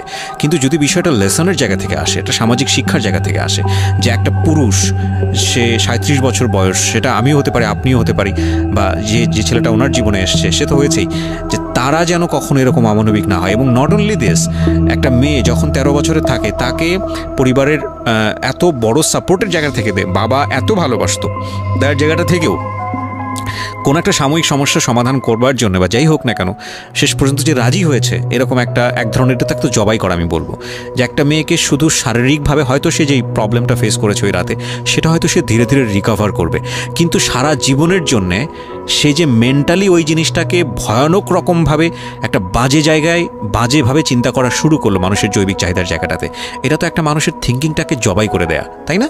এবং এইটা কত ভয়ানক রকমের অপরাধ, কত ভয়ানক রকমের ভুল। এবং আমাদের এই জায়গাটাতে আমাদের অনেক বেশি পরিমাণে বড় যারা আছি, সিনিয়র যারা আছি, তাদের বোঝা উচিত। প্রথম কথা হচ্ছে লিগেলি যদি আমি বলি তাহলে বিয়েটা বৈধ ছিল না, কারণ সরকার কিন্তু আমরা যতদূর জানি যে 18 নিচে বিয়ে দেওয়াকে পারমিট করে না। দ্বিতীয় কথা হচ্ছে যে মানসিকভাবে সে পরিপক্ক ছিল না। তৃতীয় কথা হচ্ছে যে যদিও বা বিয়েটা হলো তাহলে তাকে যে একটি প্রপার এডুকেশন দেয়া, যে এই বিষয়টা হচ্ছে এরকম, প্রপারভাবে বড় করা, প্রপারভাবে নার্সার করা, সেটার মারাত্মক রকমের অভাব ছিল। ঘটনা এখানে শেষ হয়ে যায় নাই, ঘটনা কিন্তু এখানে শুরু হলো। কারণ বাংলাদেশের অনেক মেয়ের জীবনে এরকম দুর্ধর্ষ রাত আসে এবং এই রাতগুলো সারাটা জীবনের জন্যে তাকে বেদনার স্মৃতি, তাকে সারাটা জীবনের জন্য একটা ভয়ঙ্কর রকমের মোমেন্টের মধ্য দিয়ে নিয়ে যায়। আমরা এগুলো নিয়ে কথা বলতে পছন্দ করি না, আমরা এগুলো নিয়ে কথা বলি না, আমরা এগুলোকে নিয়ে কথা বলাটা একটা সামাজিক জায়গা থেকে ট্যাবু মনে করি। এই ট্যাবুর ধাক্কায় কত কত মেয়ের জীবন, কত কত মানুষের জীবন, কত কত সংসার জীবন নরকে পরিণত হয়েছে, সে খবর অনেকেই আমরা রাখি না, রাখার প্রয়োজন মনে করি না। But this is a very important issue, that's why I am discussing on this. Okay, বলুন আপনি। তারপর যেটা হচ্ছিল যে মানে ওই রাতের পর থেকে মানে ওই লোকটাকে আমার শুধুই দায়িত্ব মনে হয়েছে। মানে আমার কাছে মনে হতো যে এটা আমার দায়িত্ব, যে ওনার বাসায় আমার থাকতে হবে, আর ওনার সাথে থাকলে আমার এরকম করতে হবে। You feel like this, right? আপনি এই ঘটনা ঘটার পরে কি আপনি কারোর সাথে ডিসকাস করার সুযোগ পাননি যে না, আমি এরকম ক্লোজ কেউ ছিল না যে আপনার সাথে এরকম একটা বাজে ঘটনা ঘটছে, বা আপনি এটাকে রিকভার করতে পারছেন না মেন্টালি, বা আপনার সাথে যার বিয়ে হলো তাকেও বলতে পারছেন না যে আমার এইসব জিনিসগুলো? না, আমি উনাকে ভালোভাবে নিতেই পারছিলাম না। সোজা কথা, আমি উনার সাথে কোনো কিছু ডিসকাস করতাম না, বা অনেক পরে গিয়ে যখন ডিসকাস করেছি তখন উনি আমাকে উল্টাপাল্টা বুঝ দিয়েছে। মানে অনেক পরের সময়টাতে, হ্যাঁ, ওটা হ্যাপেন্স রেগুলারলি, না র্যান্ডমলি এই জিনিসগুলো হয়ে যাচ্ছিল আপনার সাথে? হ্যাঁ, প্রায় মাস থেকে 2-3 মাস এরকম হলো। তারপর মানে এটা আমি বলি যে প্রথম তো 4-5 দিন তো রেগুলার হলো, তারপর আমার ব্লিডিং অফ হচ্ছিল না, আমার কন্টিনিউ হচ্ছিল ব্লিডিং। তো এক সময় যে ওই ব্লিডিংয়ের মধ্যেও তিনি অনেক বাজে ইয়ে করেছে। তো ওর পরে আমি বাসায় যেতে চাইলে বাসায় যেতে দিত না, এভাবেই ইয়ে করে ফেললো। আর ফ্যামিলিগত যে ব্যাপারটা ছিল, যে আমার ফ্যামিলি তো তখন, আমার আব্বু তো তখন একদম মানে ফিনান্সিয়ালি খুব উইক ছিল। তো বিয়ের পরে কিছু ফর্মালিটি থাকে, পুরান ঢাকার কিছু রুলস আছে যে বিয়ের পরে মেয়েদের প্রতি সপ্তাহে সপ্তাহে দেখতে যাওয়া, এটা সেটা পাঠানো, প্রতি সিজনে সিজনে এটা করা, এগুলো ব্যাপারে কেউ কনসার্ন ছিল না। মানে তখন মানে আমার ফ্যামিলির কেউ এরকম অ্যাক্টিভ ছিল না, মানে ছিল কিন্তু কেউ কেয়ার করে। তারপর হচ্ছে এরকম করে আমার সময়গুলো কাটতে লাগলো। তো সবচেয়ে বড় কথা হচ্ছে আমার যে হাজবেন্ড ছিল রিপন, উনি আমার বাবার দোকানে কাজ করতো একটা সময়। ওইটা হচ্ছে প্রায় আরো মানে আমার জন্মের সময় বা আমার জন্মেরও আগে। হ্যাঁ, তখন নতুন নতুন আর কি কাজ শেখার জন্য আমার আব্বুর দোকানে ঢুকছে এরকম। তো আমার আব্বু তাকে ক্যাশ বুঝিয়ে দিয়েছিলেন নাকি, তখন নাকি ক্যাশ দিত। তো আমি একটু যখন 2-3 বছরের, তখন উনি দোকান থেকে বের হয়ে নিজে ব্যবসা দিয়েছে, ওখান থেকে তিনি ইমপ্রুভ করছে। তো ওখান থেকে শুরু।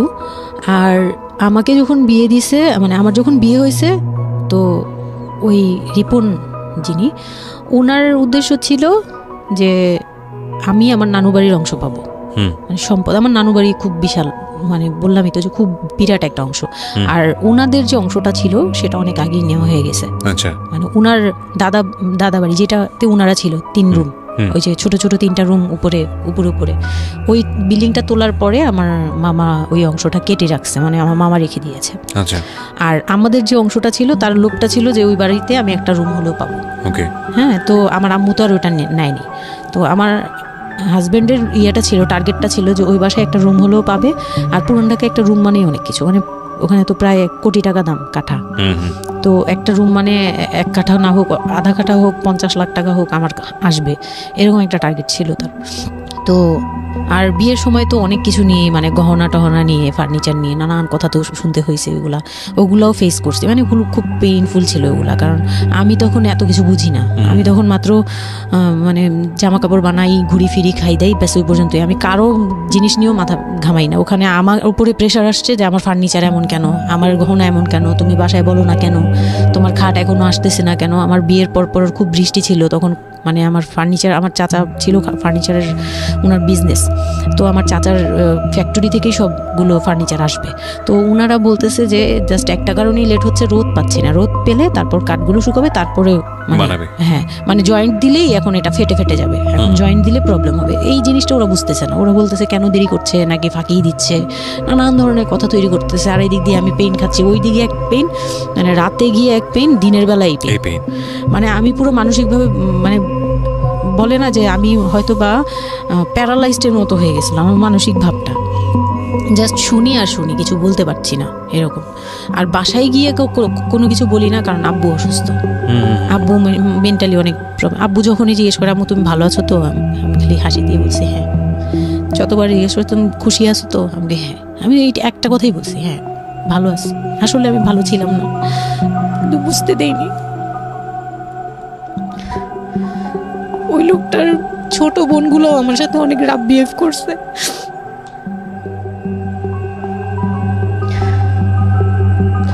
তো অনেক রুডলি আচরণ করেছে। আর ওনার যে ছোট ভাইটা ছিল, মানে আমার যে মেজো ভাই যেটা আর কি, ওনার আগে যেটা বিয়ে করেছে, তো ওনার ওয়াইফ ছিল আমার অনেক বছরের বড়, কারণ তাদের বিয়ে হয়েছিল 12 বছর আগে। আমার বিয়ের 12 বছর আগে তার বিয়ে হয়েছিল। আমি যখন বাড়িতে বেড়াতে আসতাম তখন মানে ভাবি রাতে খাওয়া দাওয়া এরকম, আমি ভাবি বলেই ডাকতাম, কিন্তু সম্পর্কে আমি বড় যা। কিন্তু উনার প্রায় উনাকে আমাকে একসাথে কোথাও দেখলে কেউ বলতো যে তোমার মেয়েটা, মানে এভাবেই বলতো।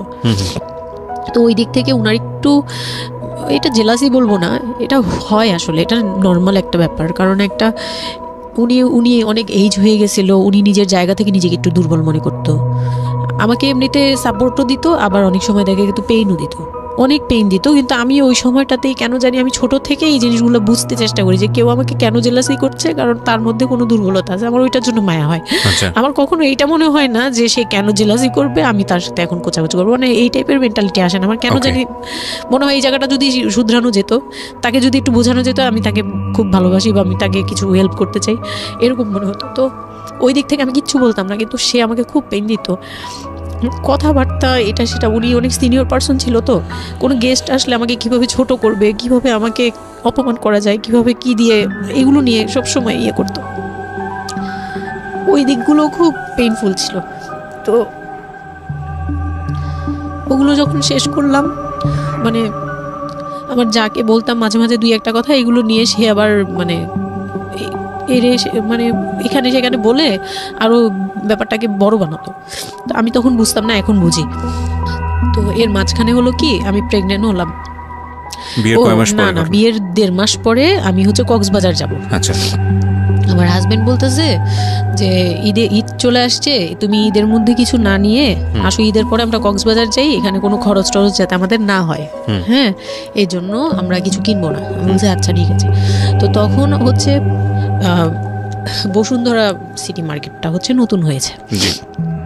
তো উনি বলতেছে আমরা বসুন্ধরা সিটিতে যাব শপিংয়ে, কিন্তু উনি যেটা বলতেছে যে আমার মানে বসুন্ধরা সিটিতে যাবে, কিন্তু আমাকে যে কিছু কিনে দিবে না এটা আমি জানতাম না। তো ওনার সাথে আমি গেলাম, প্রায় 20 থেকে 25 হাজার টাকার শপিং করলো। ওগুলা হচ্ছে সব ওনার বোন জামাই, বোনের বাচ্চা কাচ্চা, মানে ফ্যামিলির জন্য আর কি, ভাই বোন। আমিও পছন্দ করে করে কিনলাম সবার জন্যই যা যা লাগে। কেনাকাটার পরে আমি তো তখন ছোট মানুষ, তখন তো আমার 13-14 বছর বয়স। তো আমি কখনো এমন হয়নি যে আমি ঈদে জামা কাপড় নিইনি বা জামা কাপড় নতুন জামা কিনিনি, এরকম কখনোই হয়নি। তো ওইটা আমার বিয়ের ফার্স্ট ঈদ। তো আমার একটা শখ ছিল কি যে অন্তত একটা কটন ড্রেস হলেও আমি পাবো, এরকম একটা ইয়ে ছিল আমার ভিতরে যে না, আমাকে কি আর না দিবে নাকি, বলছে দিবে না, হয়তো বা ভালো কিছু দিবে না, হয়তো নর্মাল কিছু হলেও আমাকে দিবে, ঈদে তো আর পুরনো জামা পরে থাকবো না।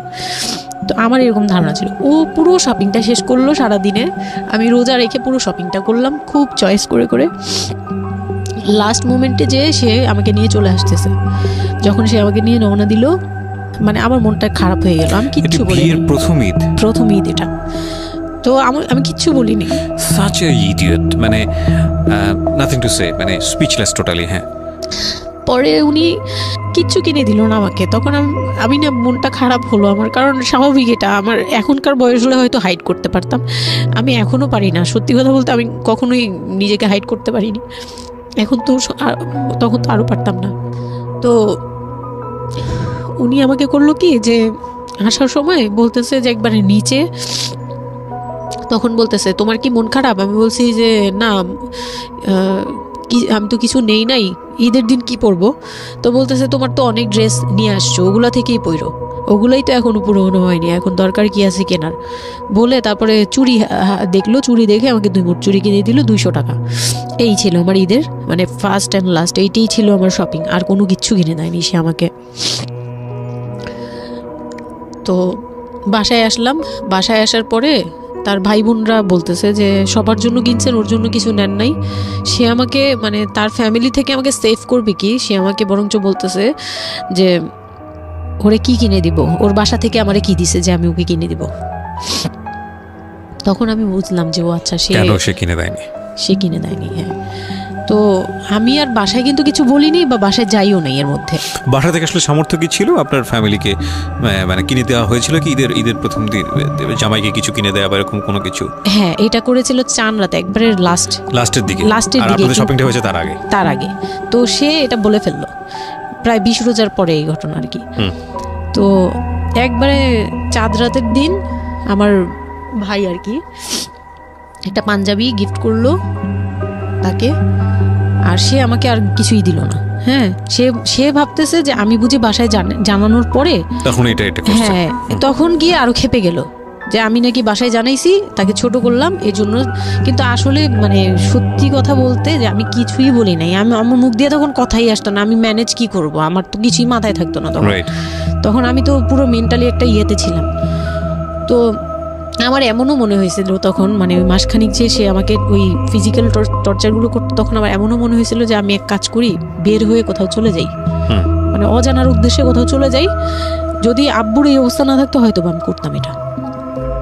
সত্যি কথা বলতে একমাত্র আব্বুর কথাটা যখন মনে আসছে, চোখে ভাসছে যে আমার আব্বু তো মরে যাবে, তখন গিয়ে আর এটা করতে পারিনি, নয়তো ঠিকই আমি বের হয়ে যেতাম। তো ঈদ আসলো, ঈদের পরের দিন কক্সবাজারের উদ্দেশ্যে রওনা দিল। আর তার একটা অভ্যাস ছিল যে মানে সে কিছু দিলে বা করলে বা আমার জন্য যদি সে 2টা টাকাও খরচ করতো, এটা খুব হাইলাইট করতো, সবার সামনে তুলে ধরার জন্য চেষ্টা করতো। কক্সবাজার যাবে, সে খুব মানে ঢোল পিটাচ্ছে যে আমাকে নিয়ে কক্সবাজার যাচ্ছে, কিন্তু শপিং করে দেয়নি, এটা আবার হাইক করতেছে। আচ্ছা, যাই হোক, ওই সব বলতে গেলে শপিংয়ের টাকা সেভ করে আমাকে কক্সবাজার নিয়ে যাচ্ছে। তো গেলাম কক্সবাজারে, সেখানে গিয়ে আরেক ধাক্কা খেলাম যে কক্সবাজার যাওয়ার পরে প্রথম রাত মোটামুটি ভালো ছিলাম, পরের দিন সকালে সে আমার সাথে মানে এমনভাবে মানে ফিজিক্যাল রিলেশন করতে চেয়েছে যেটা সম্পর্কে আমি অবগত ছিলাম না, মানে আমি জানতাম না যে এরকম কিছুও হয়। তো এক সময় সে আমার হাত পা জোড়াজোড়ি করে ধরে, মানে প্রায় হাত পা বাঁধার মতো জোড়াজোড়ি করে সে আমার সাথে ওই রকম কিছু করতে চায়। তখন আমার মানে আমি খুব বাধা দেওয়ার পরে বা চিল্লাচিল্লি করার পরে সে আমার গায়েও হাত তোলে, 2-3টা চট থাপ্পড় দেয়। আপনাদের মধ্যে সম্পর্কের জায়গাটা কি আপনি তখনও কি ওনাকে আপনি করে বলতেন? হ্যাঁ, আমি এখনো স্টিল নাও। তার মানে বিষয়টা এরকম হয়ে গেছে যে ওই দূরত্বটা বিয়ের পরে ছিল, এবং সেই দূরত্ব থাকা অবস্থায় ও এই জিনিসগুলো প্র্যাকটিস করে যাচ্ছে ওর মতো করে, এবং সেখানে যখন ও সাকসেসফুল হতে না পারছে তখন সে আপনার গায়ে হাত তুলছে, তাই তো? সেটাই। হ্যাঁ, তারপর আর সবচেয়ে বড় কথা হচ্ছে সে তার জায়গাটা, সে তার চাওয়াগুলো সব পূরণ করতেছে, বাট আমার দিকটা দেখছে না। এবং সে যে শুধু আমার না, মানে সে মানুষটাই এমন, আগে বুঝি নেই, পরে অনেক ধীরে ধীরে গিয়ে পরে বুঝতে পেরেছি যে উনি সম্পূর্ণ সেলফ সেন্টার, মানে নিজের যেটা অধিকার সেটা সে আদায় করে নিবে, তার বাকিগুলো নিয়ে তার কোনো মাথা ব্যথা হচ্ছে বা কার কি হচ্ছে এটা দেখার বিষয় না, এই টাইপের মেন্টালিটি। তো এইগুলো করার পরে আমার মানে খুব পেইন হলো, আমার খুব কষ্ট হলো যে আমি কবে আবার ঢাকায় যাব, একটা পেইন। ওটা কি জীবনের প্রথম কক্সবাজার যাওয়া? হ্যাঁ, ওইটা আমার লাইফে ফার্স্ট। চিন্তা করে দেখুন, এক ধরনের হানিমুনি বলা চলে ওদের জন্য। হানিমুনি করা হয়েছিল, কিন্তু ওটা আমার জন্য হানিমুন ছিল না, অন্য কিছুই ছিল। আচ্ছা, খুব পেইনফুল ছিল। ওকে, যাই হোক, আমি খুব ভয়ে ছিলাম যে এখানে আমাকে মেরে ফেললেও কেউ জানবে না, এরকম একটা ফিল ছিল আমার ভিতরে। একটা জিনিস চিন্তা করতে পারেন, প্রত্যেকটা মোমেন্ট একটা মানুষ একটা মেয়ের সাথে, একটা ছেলের সঙ্গে বসবাস করছে একটা মেয়ে, এবং তাদের স্পেশাল মোমেন্টসগুলো তার জন্য ভীতির কারণ। সে হয়তোবা তখন এরকম মানে চিন্তা করছে যে এই স্পেশাল মোমেন্টটা যেন না আসে, ওর সঙ্গে স্পেশাল টাইমটা যেন আমি না হয়, রাত যেন না হয়। বিষয়গুলো তো এরকমই ছিল, কারণ ওর জন্য কিন্তু এগুলো অনেক ভয়ানক রকমের টর্চার।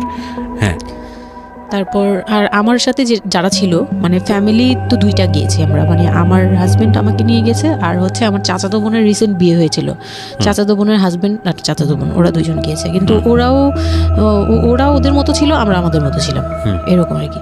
তো ওইভাবে আর আমাদের সাথে ইয়ে করা হয়নি যে একদম সব বিষয়ে ডিটেলস বলা। আর আমার চাচাতো বোন আমার অনেক বড় ছিল, যার কারণে আমি আপুকে বলতাম না, লজ্জা পেতাম। তো ওই দিক থেকে 3 দিন পরে 4 দিনের দিন আমি খুব জেদাজেদি করে, মানে কান্নাকাটি করে চলে আসবো করতেছে, কিন্তু আমাকে কেউ আর জিজ্ঞেস করতেছে না যে কেন। মানে আমার বোন জামাইও বিষয়টা খেয়াল করেনি, আমার বোনও খেয়াল করেনি যে আমি কেন বারবার চলে আসতে যাচ্ছি। হ্যাঁ, এত সুন্দর একটা ওয়েদার, ওরা তো খুব এনজয় করছিল হয়তো বা, মানে আমি তাদের এনজয়মেন্টে বাধা দিলাম, এরকম আর কি। তো খুব কান্নাকাটি করে ওই রাতেই আমি চলে আসবো। আমি বলছি তোমরা সবাই থাকো, আমি চলে যাই, মানে এইভাবে কান্নাকাটি করছে। আমি থাকবোই না, আমি আর একটা রাত এখানে থাকবো না। আমার কাছে মনে হচ্ছে তাও এলাকার ভিতরে তো থাকবো, যাই হোক, কিন্তু এখন তো আমি বাইরে আছি, অনেক দূরে। আমার কাছে এরকম মনে হচ্ছিল যে আমি যদি মরে যাই, আমি যদি যে কোনো সময় আমি মারা যাবো, এরকম মনে হচ্ছিল। তো আমি ওই সময় বলাতে ওরা সবাই মিলে চলে আসছে, সবার মন খারাপ যে আমার জন্য চলে আসতে হলো তাদের। তো ঢাকায় আসলাম। ঢাকায় আসার পরে ঈদের ছুটির শেষে সে তার মতো করে বিজনেস করতেছে, আমি আমার মতো ঘরে ছিলাম। 2-3 মাস গেল, কোরবানি ঈদ আসলো, প্রথম কোরবানি ঈদ। কোরবানি ঈদের সময় যেটা হলো সেটা হচ্ছে আমার মামার বাসা থেকে মাংস, মানে কোরবানি ঈদের যে মাংসটা পাঠায়, পুরান ঢাকার একটা ইয়ে আছে যে নতুন বিয়ে হলে বাবার বাড়ি থেকে রান পাঠানো হয়, একবারে পুরো একটা রান ধরে পাঠিয়ে দেয়, বাবার বাড়ি থেকে মেয়েদের পাঠায়, মানে কোটাকুটি নেই, রানী পাঠিয়ে দিতে হবে একদম আস্ত আস্ত পাঠায়। এটা পুরান ঢাকার রেওয়াজি, একবারে যে কয়টা মেয়ে থাকবে ওই কয়টা রান বাসায় যাবে, মানে ওই রানগুলোর কেউ কাটতে পারবে না, একদম আস্ত পা ধরে দিয়ে দিবে একবারে। আচ্ছা আচ্ছা, ইন্টারেস্টিং তো। হ্যাঁ, এটা কিন্তু পুরান ঢাকার একটা রেওয়াজ, এখনো আছে। মানে কোরবানি হলেই সঙ্গে সঙ্গে রানটা যাবে মেয়ের বাসায়। আচ্ছা, মেয়ের বাসায় যেতেই হবে এটা। তো ওই রকম আমার মানে ওরা আশা করছিল যে আমার মামা এরকম করবে, কিন্তু আমার মামা তো প্রায় অনেক বড় গরু দেয়, আর একটা দেয় না, 2টা থেকে 3টা দেয়। তো ওনার নিজেরই আছে 3টা মেয়ে, 3 মেয়ের শ্বশুর বাড়িতে পাঠাতে হয় 3 রান। মানে এখন এক মেয়ের, বড় মেয়ের যে 20 বছর 22 বছর হয়ে গেছে বিয়ের, তারপরও পাঠাচ্ছে, প্রতিনিয়ত পাঠাতে হয়। তো ওই দিক থেকে আমি যদি এখন আরেকটা নেই, তাহলে ওনার কিন্তু আরও কাউকে উকিল দিয়েছে, বা আরও কোনো মেয়ে আছে, মানে আমার উকিল দিয়েছে, আমার খালু দিয়েছে, আরেক খালু, আমার ওই খালা হচ্ছে আমার আম্মুর খালাতো বোন, মামাতো বোন, কিন্তু আমাদের বাসায় মানে আমার নানু বাড়িতে বড় হয়েছে দেখে আমার আম্মুর খুব ক্লোজ। তো ওই খালু আমাকে উকিল দিয়েছে।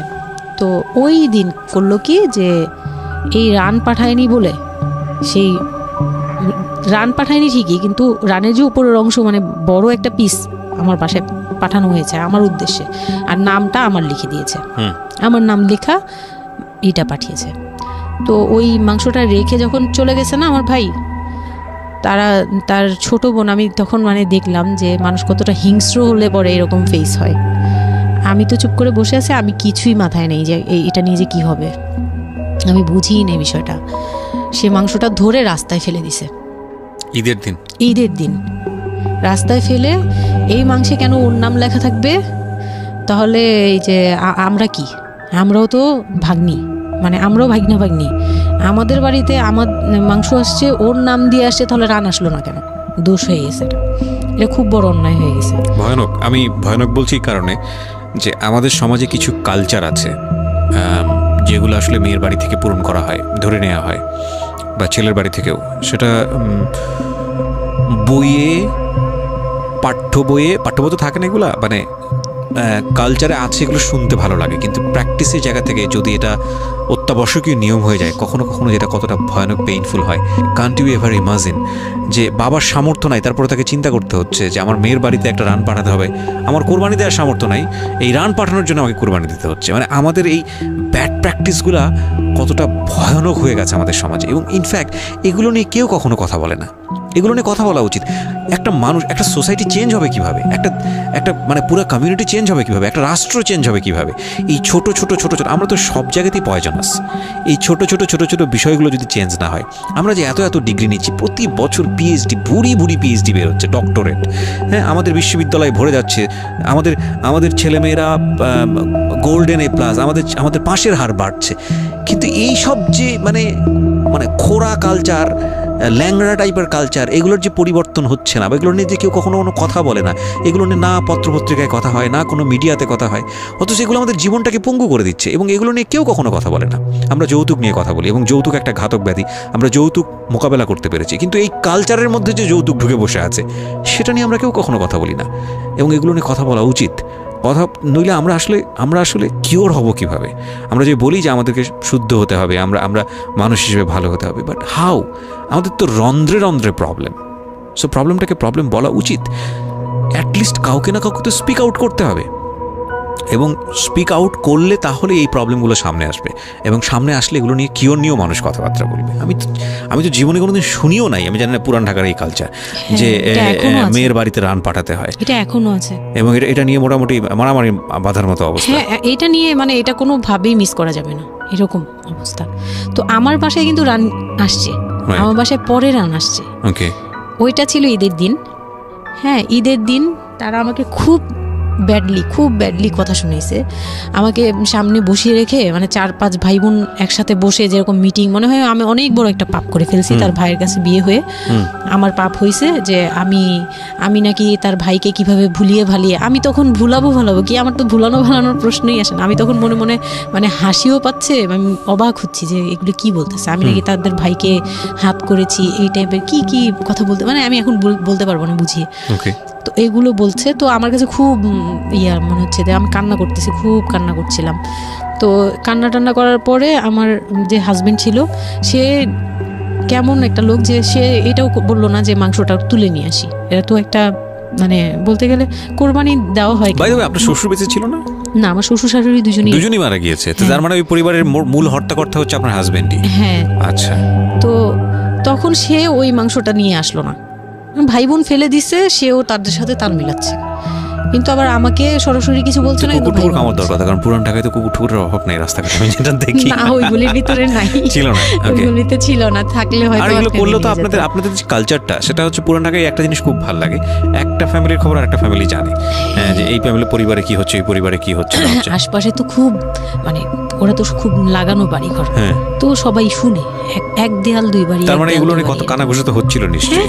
পুরো এলাকা, আমি যে কি পরিমাণ মানে লজ্জা, মানে অনুতাপ, আমাকে মানে এমন বানিয়ে ফেলছে যে আমি ওই বাড়িতে শুধু ক্লাস 9-এ পড়ো একটা মেয়ে, যেখানে তার মানে রঙিন স্বপ্ন নিয়ে ডানা মেলে বাঁচার কথা, এবং ঢাকাতে বড় হয় একটা মেয়ে। ক্যান ইউ এভার ইমাজিন সেই মেয়েটার ঈদের সময় আমরা সাধারণত দেখি যে সকালে একটা ড্রেস পরবে, দুপুরে একটা পরবে, রাতে একটা পরবে, বান্ধবীদের সঙ্গে ঘুরে বেড়াবে, এবং মানে পাংখা যেটাকে বলে ওইরকম একটা এইজ।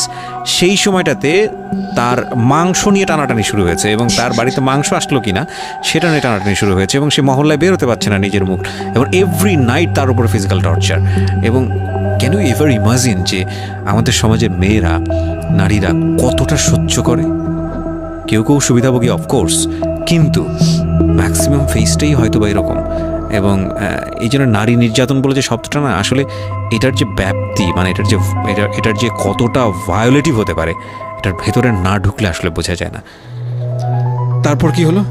তারপর ওই দিন গেল, ওই দিন ওই মাংসটা আমার ওই যে মেঝো দেবর, যে উনি আবার একটু অন্যরকম ছিল, উনি পড়ালেখা করেনি, উনি খুব রাফলি কথা বলতো, উনি জুতার ব্যবসা করতো। তো এমনিতে মেন্টালিটির দিক থেকে বলতে গেলে অনেকে থাকে না যে পড়ালেখা না করেও শিক্ষিত, অনেকে এরকম থাকে, কিন্তু মানে সে পুরোপুরি মানে শুদ্ধ ভাষায় কথা বলতে পারে না, যে একটা লোক খুব ঢাকাইয়া ভাষায় পুরোপুরি গালাগালি, বলতে গেলে প্রত্যেকটা কথার আগে পিছনে একটা করে গালি থাকে এরকম। কিন্তু তারপরেও না, তার মেন্টালিটি আমার ভালো লাগতো। ইভেন নাও আমি এখনো চিন্তা করি যে আমার ওই ভাইয়া অনেক ভালো, হ্যাঁ, ওই দিক থেকে। তো উনি আসছে, উনি এসে এরকম দেখে বাসায় মাংসটা নিয়ে এসে রেখে তারপর খুব গালাগালি করে খুব বাজেভাবে ভাই বোনদের বলল যে তোরা আসলে মানুষই না, তোরা মানুষ হইলে এই ধরনের এই সিচুয়েশনটা ক্রিয়েট করতি না। মানে উনি উনার মতো করে বলছে গালাগালি করে, যে এইরকম মানুষ করে, তোরা কি ছোট লোক, জীবনে কি কখনো এগুলি দেখোস নাই, বা এগুলো কি কখনো খাস নাই, বা এখনো কি পাস না, এরকম করার কি আছে, ওর বাসা থেকে আসলে খাবি, এরকম মানে এইভাবে খুব বাজে বাজে 2-4টা কথা বলছে। তারপর তারা গিয়ে ঠান্ডা হয়েছে, আর আমার বলতেছে তুমি এখানে বসে বসে ওদের দৃশ্য দেখতেছো কেন, তুমি উপরে যাও। তখন তার বউর আবার একটু জেলাস হলো যে আমার প্রতি তার কেন আদর, মানে ওই দিক থেকে আবার মানে ওইটা ওইভাবে দেখলো না যে ভাই হিসেবে বোনকে সেভ করলো, এরকম না। আমি কিন্তু এইভাবে নিয়েছি যে মনে হচ্ছিল যে আমার বড় ভাই, এটা ওদের ভাই না, আমারই বড় ভাই, আমাকে সেভ করলো। আমার কাছে এত ভালো লাগছে, আমি কিছু হলেই বলতাম ভাইয়ারে, যে বলতাম ভাইয়া দেখেন না আমার সাথে এটা বলতেছে, সাথে সাথে নেমে এই কে ওরে গালাগালি করছে, উনি তো গালাগালি শুরু করে দিত, আর উনারে সবাই ভয় পেত। মানে আমার হাজবেন্ড ভাই বোনের সাথে তাল মিলাতো, আর উনি ছিল একটু ডিফারেন্ট। তো কিছু হলেই উনি বাসায় আসার অপেক্ষায় থাকতো না, উনি আসলে উনারে বলবো। একদম সিঁড়ি দিয়ে ওঠার সময় নামার সময় ভাইয়া আজকে আমার না এটা বলছে, এই সাথে সাথে ভালো হলি, মানে উনি মোটামুটি আমাকে সেফ রাখতো। আর ছোট যে দেবরটা ছিল, ও হচ্ছে একদম কোনো কথাই বলে না, চুপচাপ, ইয়েস নো কিছুই বলে না, চুপচাপ। সে আবার ছিল স্কুল টিচার, ওই পুরো ফ্যামিলিতে ওই এডুকেটেড ছিল, মাস্টার্স কমপ্লিট করা আর কি। ও একটা খুব ভালো সাইড বেছে নিয়েছে যে কথা বলে এখানে লাভ হবে না। না, হ্যাঁ, সে একদম চুপ, নিরপেক্ষ। কারণ তাদের সাথে বলতে গেলে ভাই বোনের সাথে দ্বন্দ্ব হবে, আমার সাপোর্টে যেতে গেলে একটা বাজে কিছু ক্রিয়েট হবে, আবার আমাকে বকা দিতে গেলে এটা অন্যায় হবে, সে ওটা বুঝতো। মানে আমি যা সবকিছু মিলে যেটা দেখলাম যে এটার জন্যই সে চুপচাপ থাকতো। তো মানে উকিল মা যে ছিলেন আমার খালা, উনি কোরবানি দিয়ে পরের দিন রান পাঠাইছে। পরে এই রান পাঠানোর পরে আমার ওই যে মেজো দেবর যে ছিলেন, তিনি তো আরেকটা দিল, মানে আরেক ধোলাই দিল সবাইকে, যে ছোট লোক, এখন বল যে ও বাসায় ফোন করে বলছে বা বাসায় গেছে, ও তো কালকে থেকে বাসায় যায়নি, ওর হাতে তো ফোনও নাই, ফোন নিলে তোদের কাছ থেকেই তো নিতে হবে, তখন আমার হাতে ফোন নেই, তো ও তো বাসায়ও যায়নি, এখন বল যে এটা ও বলছে তারপর ও পাঠাইছে, তোরা এত ছোট লোক কেন, মানে ভাই বোনরাই বলতেছে। তো ওরা তো আর কিছু, হ্যাঁ এটা পাঠানো তো এটা উচিতই, এটা ওদের উচিত, এই সেই, এটা মানে সে তারা তারপরও ছোট হচ্ছে না, তারা মনে করতেছে এটাই করা উচিত ছিল, এটা না করলে আরেকটা কথা শোনাইতাম, এরকম বলতেছে উল্টা। তো এগুলো করার পরে আমিও আর এগুলা মাথা থেকে ফেলে দিলাম, ভাইয়াও বলে টলে চলে গেল। আর আমার হাজব্যান্ড যে ছিল সেও খুব খুশি, সে মানে আমার বাসা থেকে পাঠাইছে এই সেই। তো বিয়ের 4 মাস পরে মেন পার্ট যেটা যে আমি কনসেপ্ট করি, তখন আমি বুঝতে পারি না কনসেপ্ট এই 13-14 বছর বয়সে। হ্যাঁ, তখন আমি স্কুল যাতায়াত করতাম, রেগুলার না। আচ্ছা, মাঝে মাঝে রেগুলার মানে মাঝে মাঝে বলতে আমি চাচ্ছিলাম কি পড়াটা রানিং থাকুক, এক্সামগুলো দিব আর বাসায় থাকবো। আর বাসা থেকে যখন স্কুল ড্রেস পরে বেরোতাম আমাকে সবাই মিলে কি যে বলতো, মানে বলার মতো না, এগুলো অকথ্য ভাষা বলতে গেলে, যে মানে নোংরা কথা বলতো। তো যাই হোক, ওগুলো আমি কানেও নিতাম না, আমি বলতাম না আমি স্কুলে যাব। আর যেহেতু বিয়ের সময় বলছে যে ওরে পড়াশোনা করতে দিব, আমার হাজব্যান্ড এগুলো বলছে, ও না ও স্কুলে যাবে আসবে সবই করবে। পরে গিয়ে বলে কি তুমি বাড়ির বড় বউ, তুমি যদি স্কুল ড্রেস পরে স্কুলে যাও কেমন দেখা যায়? আমি তো বোরকা পরতাম। তো বলে না, স্কুলে গিয়ে তো তোমার বোরকাটা খুলতে হয়, অ্যাসেম্বলিতে দাঁড়াও, ওই যে পিটি করো তোমরা, এগুলো তো আশপাশ থেকে দেখা যায়, এলাকার ভিতরে স্কুল। আমার অসম্মান, এটা তার অসম্মান। উনি পড়াশোনা করেছেন আপনার হাজবেন্ড? না, উনি ক্লাস 5 পর্যন্ত পড়ে আর পড়াশোনা করেন। রাইট, ওনার জন্য অসম্মানই হবে এটা। আমি ক্লাস 5 পড়ুয়া যারা আছেন বাংলাদেশ, তাদের সবার প্রতি রেসপেক্ট রেখে বলছি, ক্লাস 5 না, এনার ডিগ্রি পাস করা এরকম অনার্স মাস্টার্স পড়ুয়া এরকম অনেক ছেলেমেয়ে আছেন যারা এই ধরনের মানে আজগুবি ল্যাংরা টাইপ যুক্তি দিয়ে জীবনটাকে চালান। তাদের জন্য এটা আসলে অযুক্তি, কি হবে, কিছু করার নেই। হ্যাঁ, তো আমি তখন চিন্তা করছি যে আমি স্কুলে যাব, তো মাঝে মাঝে করতাম কি একটু করেই মানে ম্যানেজ করে যাওয়ার চেষ্টা করতাম। বিষয়টা যদি এরকম হতে ধরেন, আমি জানি না, প্রথমত যেটা ঠিকই হয়নি, মানে কোনো কিছুই ঠিক হয়নি, শুনছি আর মেজাজ খারাপ হচ্ছে আসলে, মানে কোনো কিছুই ঠিক হয়নি। তারপরেও যদি খারাপের মধ্যে ভালোটা চিন্তা করি, যে ঠিক আছে এত কিছু, একটা মানুষের এত খারাপ, একটা দিক তো ভালো থাকতে পারে না। ওর ওয়াইফকে সে সাথে করে নিয়েছে, ঠিক আছে তোমার স্কুলে চলো আমি তোমাকে পৌঁছে দিয়ে আসি, স্কুলে পৌঁছে দিয়ে আসলো, স্কুল থেকে নিয়ে আসলো।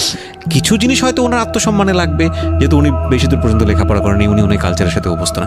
এতটুকু হলেও তো ও নিজের মনটাকে বুঝতে দিতে পারতো যে না, আমার হাজবেন্ড আমাকে কেয়ার করে। মানে স্টুপিডিটির আর কি, মানে লিমিটলেস স্টুপিডিটি যাকে বলে। তুমি অ্যাসেম্বলিতে দাঁড়াবে, সেখানে তোমার লেখাপড়া বন্ধ, বদমাইশ। তারপর স্কুল বন্ধ করে দিল। না, তখন আমি কনসেপ্ট করি, আমি বুঝতে পারিনি, আমার তখন টেস্ট পরীক্ষা চলছে স্কুলে। তো পরীক্ষা দিতে দিতে আমার মানে শারীরিক পরিবর্তন খেয়াল করলাম, যে আমার বমি লাগতেছে খুব, মানে বইয়ের দিকে তাকাতে পারছি না, খাতার দিকে তাকাতে মানে মাথা কেমন করতেছে। তখন ক্লাস 9-এ। তখন আপনি জানেন না আপনি কনসিভ করেছেন? না, তখনও মানে এইটার সিমটম ফার্স্ট। তো এইরকম হওয়ার পরে রাতে 11:30-12টার দিকে আমি না খুব গড়াগড়ি করে কান্না করতেছি, জোরে জোরে, মানে খুব গড়াগড়ি করে জোরে জোরে কান্না করতেছে। আমার মাথায় নেই যে কে শুনতেছে কে না শুনতেছে এরকম। তো এটা দেখে তার বোন, যেটা বিয়ে হয়ে গেছে, সে আবার ছিল বাসায়। তো সে দেখে বলতেছে, সে আবার মানে খারাপ লাগছে তার কাছে, বলে চলো এক্ষুনি তোমার নিয়ে হসপিটালে যাব। হ্যাঁ, ওর কি হইলো হঠাৎ করে, কি খাইছিলা তুমি, কি উল্টাপাল্টা কিছু খাইছো কি না? সেই বলছি না, আমার কেন জানি অনেক পেট ব্যথা করতে, আমি পারতেছি না সহ্য করতে, পেট জ্বলতেছে আমার খুব। তো নিয়ে গেল ডাক্তারের কাছে। তখন ডাক্তার আমার নার্ভস দেখে বললো যে she is pregnant. But 100% confirm করতে পারবেন আল্ট্রাসাউন্ড না এমনিতে, তবে উনি আর কি উনার মতো করে বলছে।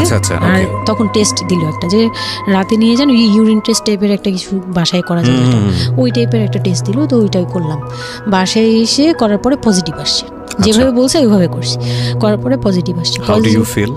পজিটিভ আসার পরে মানে আমার কাছে যেটা মনে হচ্ছিল যে আমি মানে এতটা খুশি হয়েছি, আমি কিন্তু বিয়ে নিয়েও খুশি না, আমার মনে হচ্ছে এটাই আমার অ্যাচিভমেন্ট লাইফের। আচ্ছা, এতটা খুশি হয়েছে আমি বলতে পারবো না কেন। এটা আসলে ন্যাচারালি আল্লাহ হয়তো প্রত্যেকটা মেয়ের মধ্যে এই বিষয়টা দিয়ে দেন, যে নইলে আসলে মা কেন, মানে মা তো মাই, এটা আসলে আল্লাহ গিফটেড অফকোর্স। দেখেন এরকম একটা ডিফিকাল্ট সিচুয়েশনের মধ্যে, যেখানে 13 বছর বয়সে ওর আসলে এই জিনিসটা ফিল করার কথা না, সেখানে ও ফিল করতেছে, এটা কিন্তু লজিকলেস ফিল, এবং এই ফিলটা সম্পূর্ণই ন্যাচারাল। ওকে, আমার কাছে তখন মনে হচ্ছিল কি যে আমার পেটে একটা জীবন্ত কিছু আছে, এক্স্যাক্টলি, মানে এইরকম ফিল হচ্ছে। আর আমি এটাকে মানে একটা কিউরিওসিটিও, যে দেখি তো কি হয়, কতদিন পরে কি হবে, মানে এটা আস্তে আস্তে বড় হবে, এটা কি করবে পেটে, এটা কিভাবে আসবে, মানে দুনিয়াতে কিভাবে আসবে, এটা এইগুলোও জানি না আমি, যে মানে এটা বড় হলে পরে এটা যে কিভাবে দুনিয়াতে আসবে। You feel like it's a game, কোন একটা খেলা, খুব মজার একটা খেলা, হ্যাঁ, যে আমি একটা কিছু পাইছি, এটা নিয়ে থাকা যাবে এখন, এরকম মনে হচ্ছিল তখন। খুব কেন জানি খুব আনন্দ, মানে মা হওয়ার ফিল না, কিন্তু এটা মা হওয়ার ফিল না, কিন্তু কিউরিওসিটির জায়গা থেকে কিছু একটা আছে আমার সাথে, আমি এটা নিয়েই থাকবো এখন, মানে আমি একটা কিছু পাইছি এখন, আর আমি একা না, এরকম মনে হচ্ছে। তা আমি না দৌড়ে দৌড়ে বের হয়ে বললাম কি, ওই যে বোনটা আমাকে রাতে নিয়ে গেছিলো ডাক্তারের কাছে, সে তো ছিল রাতে। তো আমি বের হয়ে বলতেছি কি, আপা আমার না এইরকম 2টা আসছে, মানে এই পজিটিভ স্টেপগুলো আসে যেগুলো বলছি। পরে সে না সাথে সাথে বলে কি, এখন তো আমাদের কদর কমে যাবে আরো। প্রথম ছিল এটা, প্রথম ডায়লগ ছিল এটা। মানে মনটা খারাপ করে সে বড় নিঃশ্বাস ফেলে বললো, হ্যাঁ এখন তো আমাদের কদর কমে যাবে, আর তো এখন তো আর কম কম আসা লাগবে। তার সাথে ছোট বোনটা বলতেছে, তুমি না সময় কমায় বুঝে কথা বলো না, এইগুলো তো বুঝতে হবে। মানে তাদের মতো করে তারা বলতেছে যে পুরান ঢাকার মানুষ যেভাবে বলে ওইভাবে বলতেছে যে এইগুলো তো বুঝতে হবে যে এগুলো প্ল্যান করা। মানে আমি ইচ্ছা করে কনসেপ্ট করছি এরকম কিছু বুঝাইছে, কিন্তু আমি তখনও না এই জিনিসটা মানে ঘোলা আমি বুঝি নাই যে ওরা কি বলতেছে দুইজনে। তা আমি বলি যা মজা তাই বলুক, আমি আমার মতো থাকি। তা আমি দৌড় দিয়ে গিয়ে আমার হাজবেন্ডকে না বললাম, এই উঠেন না। আমি তখন পর্যন্ত কিন্তু তাকে খুশি হয়ে কিছু বলিনি, ফার্স্ট তাকে খুশি মনে কিছু বলতেছি। বিয়ের 4 মাসে আমি তাকে কখনো ডাকও দিইনি, তাকে কিছু বলিও নাই, বা আমি ওনাকে কোনো রিকোয়েস্টও করি নাই, কোনো আহ্লাদও করিনি। ফার্স্ট মানে মনে হলো যে আহ্লাদ করে বলি যে জানেন আমি এরকম আসছে আমার। তো আমি কাকে বলবো, কাকে ওদের করে খুশি করতে পারিনি, যাই রে দেখি খুশি করতে পারি কিনা। যে তাকে ধাক্কা দিছি, সে ঘুম থেকে বিরক্ত হয়ে উঠলো, এই ধাক্কা কি করো কেন, কি হয়েছে? আমি তো মনটা ভেঙে গেলাম কি, যে আমি তো এরকম আমার পজিটিভ আসছে, দেখালাম যে এই যে এটা হলে না পজিটিভ হয়, রাতে পেট ব্যথা বলছিলাম না, তো ওইটার ইয়েতে এটা আসছে। তারপরে না চুপ হয়ে তাকায় আছে, বলে কি এইগুলা কি মানে বুঝলাম না। বলে কি এইটা তো ঠিক না। কি ঠিক না? তারপর বলতেছে যে এই এখন তো এগুলোর দরকার নেই, আমাদের এখন তো এগুলোর কোনো দরকার নেই। তো আমি বলি আপনি আমার স্কুল যেতে দিবেন না। আমি এবার তখন খুললাম, আপনি স্কুল যেতে দেন না, তারপরে আর আমি তো এই জিনিস মানে এটা কিভাবে কি হয়েছে আমি তো জানি না। আমি ভাবছি যে আপনি হয়তো বা কিছু করছেন, আমি জানি না। আমি তাকে এইভাবেই বললাম খুলে যে আমি তো আসলে জানি না, যে আমি ভাবছি আপনি চাচ্ছিলেন এই জন্য হয়তো বা এরকম কিছু হয়েছে। আর মানে প্রোটেকশন নেওয়া টেওয়া সব কিছু তার উপর ডিপেন্ড করে। তারপর হচ্ছে এটা বলার পরে না মানে আমি আর কিছু বলার মতো ইয়েতে ছিলাম না, আমি চুপচাপ, যে ওরা কি করবে না করবে আমি কিছু জানি না। তো আমার হাজবেন্ড যেটা করলো, যে সে চাচ্ছিল না যে আমি মানে সে চাচ্ছিল না বেবিটা, কোন কথা হচ্ছে সে চাচ্ছে বেবিটা চাচ্ছে না মানে, কিন্তু কিছু বলতেও পারছে না। আমি এবার বাসায়ও বলছি, বাসায় সবাইও খুব চিন্তিত আমার এইটুক বয়সে আমি কিভাবে কি করব। আর এদিক দিয়ে আমি এবার কিছুই বলছি না, আমি আমার মতো করে চলছি, নর্মাল লাইফ কাটাচ্ছি। আমার কোনো শারীরিক পরিবর্তন তেমন আসে নাই, সত্যি কথা বলতে। শুধু একটু মানে কিছু কিছু খাবার আছে একটু বাজে লাগতো, এই ছাড়া আমার সবই নর্মাল। আমি নর্মাল ওয়েতেই আমি ওই ওষুধ খাচ্ছি রেগুলার, আর হাঁটা চলা করতেছি, লাফালাফি সিঁড়ি বাওয়া কোনো কিছুতেই আমার ইয়ে নেই। যেটা আছে ডাক্তার থেকেও কোনো ধরনের কোনো কন্ডিশন দেয়নি? না, ডাক্তার দিয়েছে, ডাক্তার ওই যে 2-1টা ওষুধ দিয়েছে। প্রথম কথা হচ্ছে ডাক্তার থেকে যে বাক্যটা আসলে ছিল যে এই 13 বছরের মেয়ের সাথে এটা কিভাবে হলো? ও ডাক্তার, হ্যাঁ। তখন যখন ফার্স্টে ওই দেখলো, তো উনি বললো যে এটা তো আসলে নষ্ট করাটা ওর জন্য রিস্ক। এক্স্যাক্টলি, মানে সব দিক থেকে তো রিস্ক। ডাক্তার যেটা বললো, যে জাফর ইকবাল আমার বাসার পাশেই ছিল উনি, তো উনি আমাকে যেটা বললো যে এই মেয়ের মানে রাখাটাও যেমন রিস্ক, ফেলে দেওয়াটা। আর যেহেতু মানে আল্লাহকে তো সবাই বিশ্বাস করি, তো বলতেছে যে যেহেতু আল্লাহ চাচ্ছে, যেহেতু এসেই পড়ছে, এটাকে নিয়ে আমরা মাতাবুরি না করি, যেহেতু রাখাও রিস্ক ফেলে দেওয়াও রিস্ক, তো রাখুক না। এটা এইভাবে আল্লাহকে নিয়ে বলা যাবে না, এমন বলছে, ভুল বলেছে না। উনি বলছে আর কি থাক, ঠিক আছে, যদি ভাগ্যে থেকে থাকে তাহলে হবে। আর এই বয়সে হয়, কিন্তু এত অল্প বয়সে নেওয়াটা ঠিক না, উনিও এটা বলছে। তো ওইভাবে ইয়ে করার পরে তো আমি তো রাখছি ঠিকই, কিন্তু আমি তো মানে ওই সময়টা তো ভালোই গেছে। বাচ্চাটা হওয়ার পরে তো আমি বুঝতে পারছি যে আসলে জিনিসটা যে আমার পুরো কত বড় একটা ইয়ে ছিল। এখন আপনার হাজবেন্ড হ্যাপি না, সে চিন্তিত বিষয়টা নিয়ে। তারপরে কি হলো? তারপরে থেকে আমার মধ্যে একটা বিরাট গ্যাপ তৈরি হলো। সে আমার সাথে মানে টোটালি মিশে না। ওকে। ওই সময় থেকে যখন শুনলো, রাতে 3টা-4টা বাজেও আসে বাসায়, তার মধ্যে একদম পুরো চেঞ্জিং চলে আসলো হঠাৎ করেই। কি কারণে জানি না, মানে আমি নিজেও জানি না আমার কি ভুল ছিল বা কি, আমি নিজেও বুঝছিলাম না তখন। ওই সময় একদিন আসলো রাতে 3:30 না 3টার দিকে, হ্যাঁ 3টার পরে আর কি আসছে। আসার পরে আমি ওই দিন খুব খেপলাম। যে প্রত্যেক রাতে আমি একটা অসুস্থ মানুষ, আমি রাত জেগে আপনার জন্য ভাত নিয়ে বসে থাকি, আপনি প্রত্যেক রাতে এরকম লেট করে আসেন, আমাকে গেট খুলে দিতে হয়, আমি ঘুম থেকে উঠেও গেট খুললে আমার খুব কষ্ট হয়, সিঁড়িটা বেয়ে নেমে আমার গেটটা খুলতে হয়, আমার ভয়ও লাগে, আমি কখনো বাসায় একা থাকিনি। ওই প্রথম মানে আমাকে সে চুলে ধরে সে টেনে ও সিঁড়ি দিয়ে নামাইছে, মানে নামায় সে আমাকে বের করে দিবে এখনই, হ্যাঁ এত বড় হয়ে গেছে, সাহস হয়ে গেছে, এক্ষুনি বাসা থেকে বের হও। সে কিন্তু নেশাও করে নেই, কিচ্ছু না, সুস্থ একটা মানুষ, এরকম করতেছে। তো তার ভাই বোনগুলো এসে বলতেছে আপনি কি মানুষজন কি বলবে, তারা মানুষজনের চিন্তা করতেছে, কিন্তু আমার যে টর্চার হচ্ছে এটা বলতেছে না। এইটা আরেকটা বিষয়, এই যে এগুলো বিষয় আসলে না আমার মেজাজ খুব খারাপ হয়ে যায়। যাই হোক, আপনি যদি আনছেন, আমি খুব সেন্সিটিভ একটা বিষয় একটু কথা বলতে চাই। সেটা হচ্ছে এই যে আপনারা যত মানুষজন চিন্তা করেন নিজের ঘরের ভিতরে একটা মানুষ ঠিক নাই, এটা আমি আপনাদের কথা বলছি না, এটা বাংলাদেশের সামাজিক অবস্থার চিত্র। সেটা হচ্ছে আমরা নিজের ঘরের মধ্যে অনেক সময় দেখা যায় যে আপনারা যখন ঘরের মধ্যে একটা বিপদে পড়েন, আপনার চারপাশের লোকজনকে এসে আপনারা সেটা সলভ করে। তো ফার্স্ট আপনি ঘরের কথা আগে চিন্তা করেন, আপনার মেয়ে কীভাবে ভালো থাকবে সেটার কথা চিন্তা করেন, আপনার ছেলেটা কীভাবে ভালো থাকবে সেই কথাটা চিন্তা করেন। এতে যদি আপনার দুর্নাম হয়ও কিছুটা, সেটা আপনার ওভারলুক করা উচিত। বরং আপনি যাদের কথা চিন্তা করে এই ছেলে মেয়েদের প্রতি খারাপ আচরণ করতেছেন, আপনার ছেলে মেয়ে খারাপ থাকার কারণে একটা সময় গিয়ে সেটা আউটব্রাস্ট হবেই। যেই মান সম্মানের কথা আপনি চিন্তা করতেছেন, সেই মান সম্মান আরও বেশি পরিমাণে ক্ষতিগ্রস্ত হবে। আমাদের সমস্যাটাই হচ্ছে এই জায়গাটায়, আমরা চারপাশের ঘরের লোকজন কি মনে করবে সেটা চিন্তা করি, অথচ চারপাশের ঘরের লোকজন কারা বসবাস করে, কোথা থেকে আসছে, কি অবস্থা, সেই খোঁজ খবর আমরা রাখি না। কিন্তু আমাদের মান ইজ্জত তাদের হাতে। স্টুপিড মানে ফিলসফি নিয়ে আমরা আমাদের সোসাইটিতে চলি। This is very important thing, এবং এগুলোর পরিবর্তন হওয়া উচিত। তারপরে কি হলো? তারপর এই হলো ফার্স্ট এই গেল, এইটার পরে এরপর থেকে চলতেছে কন্টিনিউ, মানে এরকম আচরণই করছে সে আমার সাথে। একটু 4 মাসের সময়টা খুব ক্রুশিয়াল একটা মোমেন্ট, খুবই ক্রুশিয়াল একটা মোমেন্ট। হ্যাঁ, সকালে উঠে আমার রুটি বানাতে হতো কন্টিনিউ, সে বাইরের নাস্তা খাবে না, তাকে রুটি বানিয়ে খাওয়াতে হবে। ওই অবস্থায় আমি মানে সকালে উঠে ঘুম থেকে উঠে রুটি বানাতাম, ওর ভাই বোনের জন্য, ওর জন্য, সবার জন্য বানাতাম। এটা না আমাদের সমাজের ছেলেরা না বুঝতেই চায় না, এবং এটা নিয়ে আমাদের কোনো শিক্ষা নাই। আসলে আমি মানে দেখলাম যে এতটা বড় কিভাবে, আমি আমার নিজেকে জড়িয়ে ওই কথাটা বলছি, কারণ আমি তো নিজেও বাবা হয়েছি, আমি নিজে থেকেও বুঝি জিনিসটা। মানে এই যে পরিবর্তনটা সমাজ, মানে পরিবারে যখন নতুন একজন সদস্য আসে, সবচেয়ে বড় প্রেশারটা ফিল করে হচ্ছে মা, কারণ তার লাইফ রিস্ক হয়ে যায়।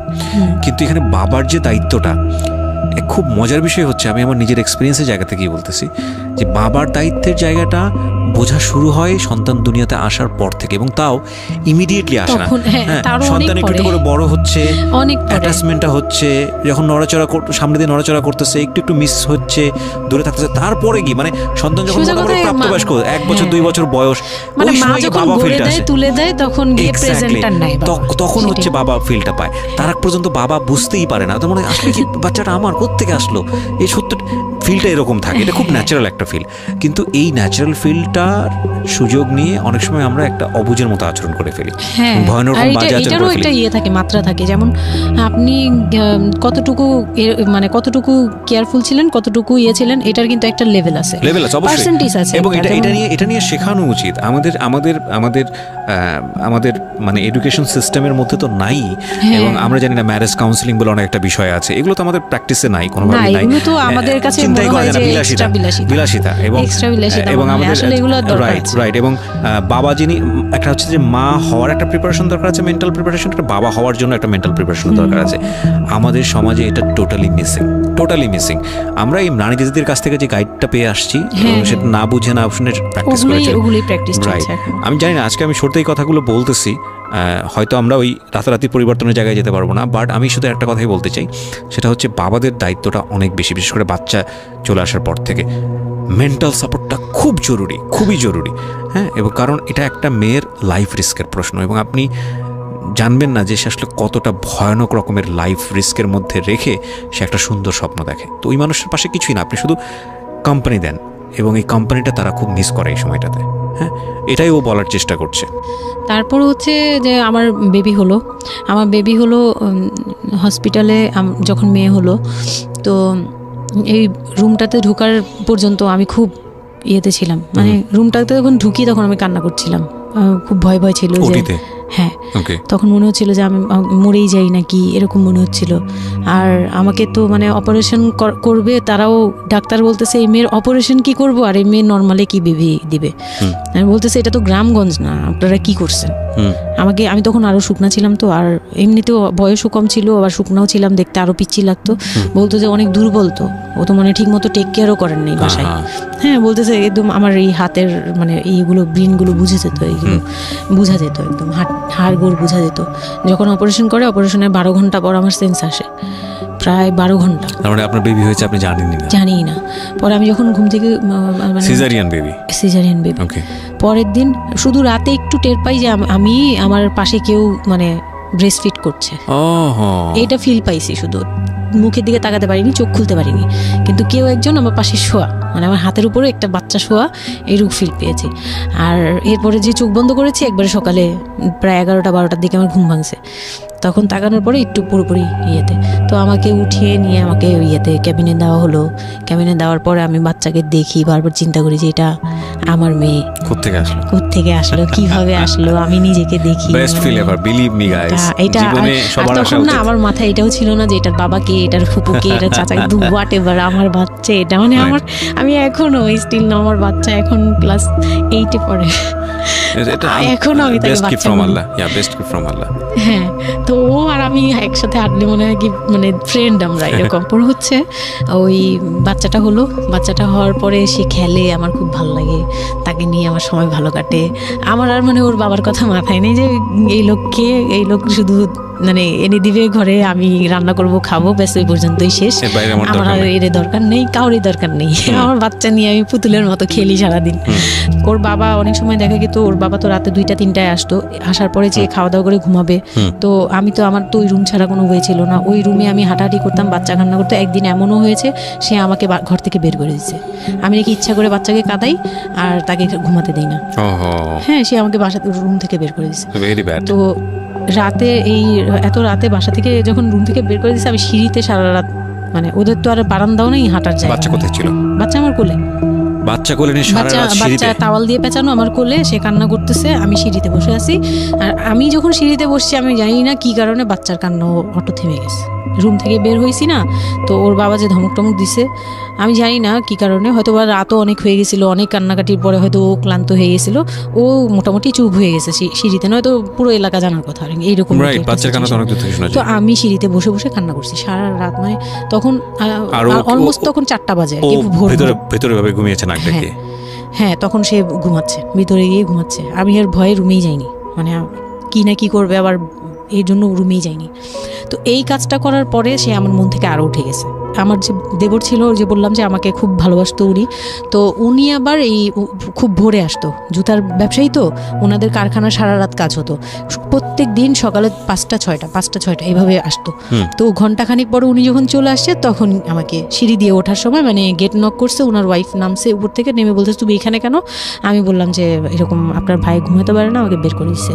তো সেও খুব নর্মালভাবে নিল ব্যাপারটা, কিন্তু তার ভাই যখন গেট খুলে দেখলো যে আমি জেগে আসি আর ওটা নিয়ে সিঁড়িতে বসছি, তখন সে গালাগালি করতেছে, শালা ওনার আবার বিয়ের 12 বছর হয়ে গেছে, কিন্তু বাচ্চা কাচ্চা হয়নি।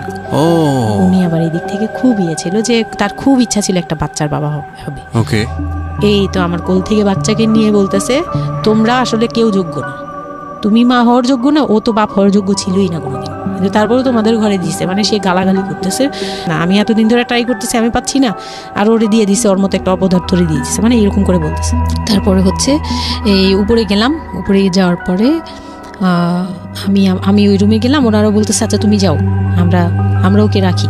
ও ঘন্টাখানিক রাখলো, পরে ঘুমানোর পরে আমাকে আবার ডেকে দিয়ে দিচ্ছে বাচ্চাকে, যে ও ঘুমালে আমি দিয়ে আসবো, তুমি রুমে ওরে নিয়ে যেও না, ও আবার কান্নাকাটি করলে বড় ভাই রাগারাগি করতে পারে। তো ওইভাবে আমি আবার রুমে গিয়ে ঘুমালাম, পরে ওনারা দিয়ে গেছে। এই গেল একটা রাত।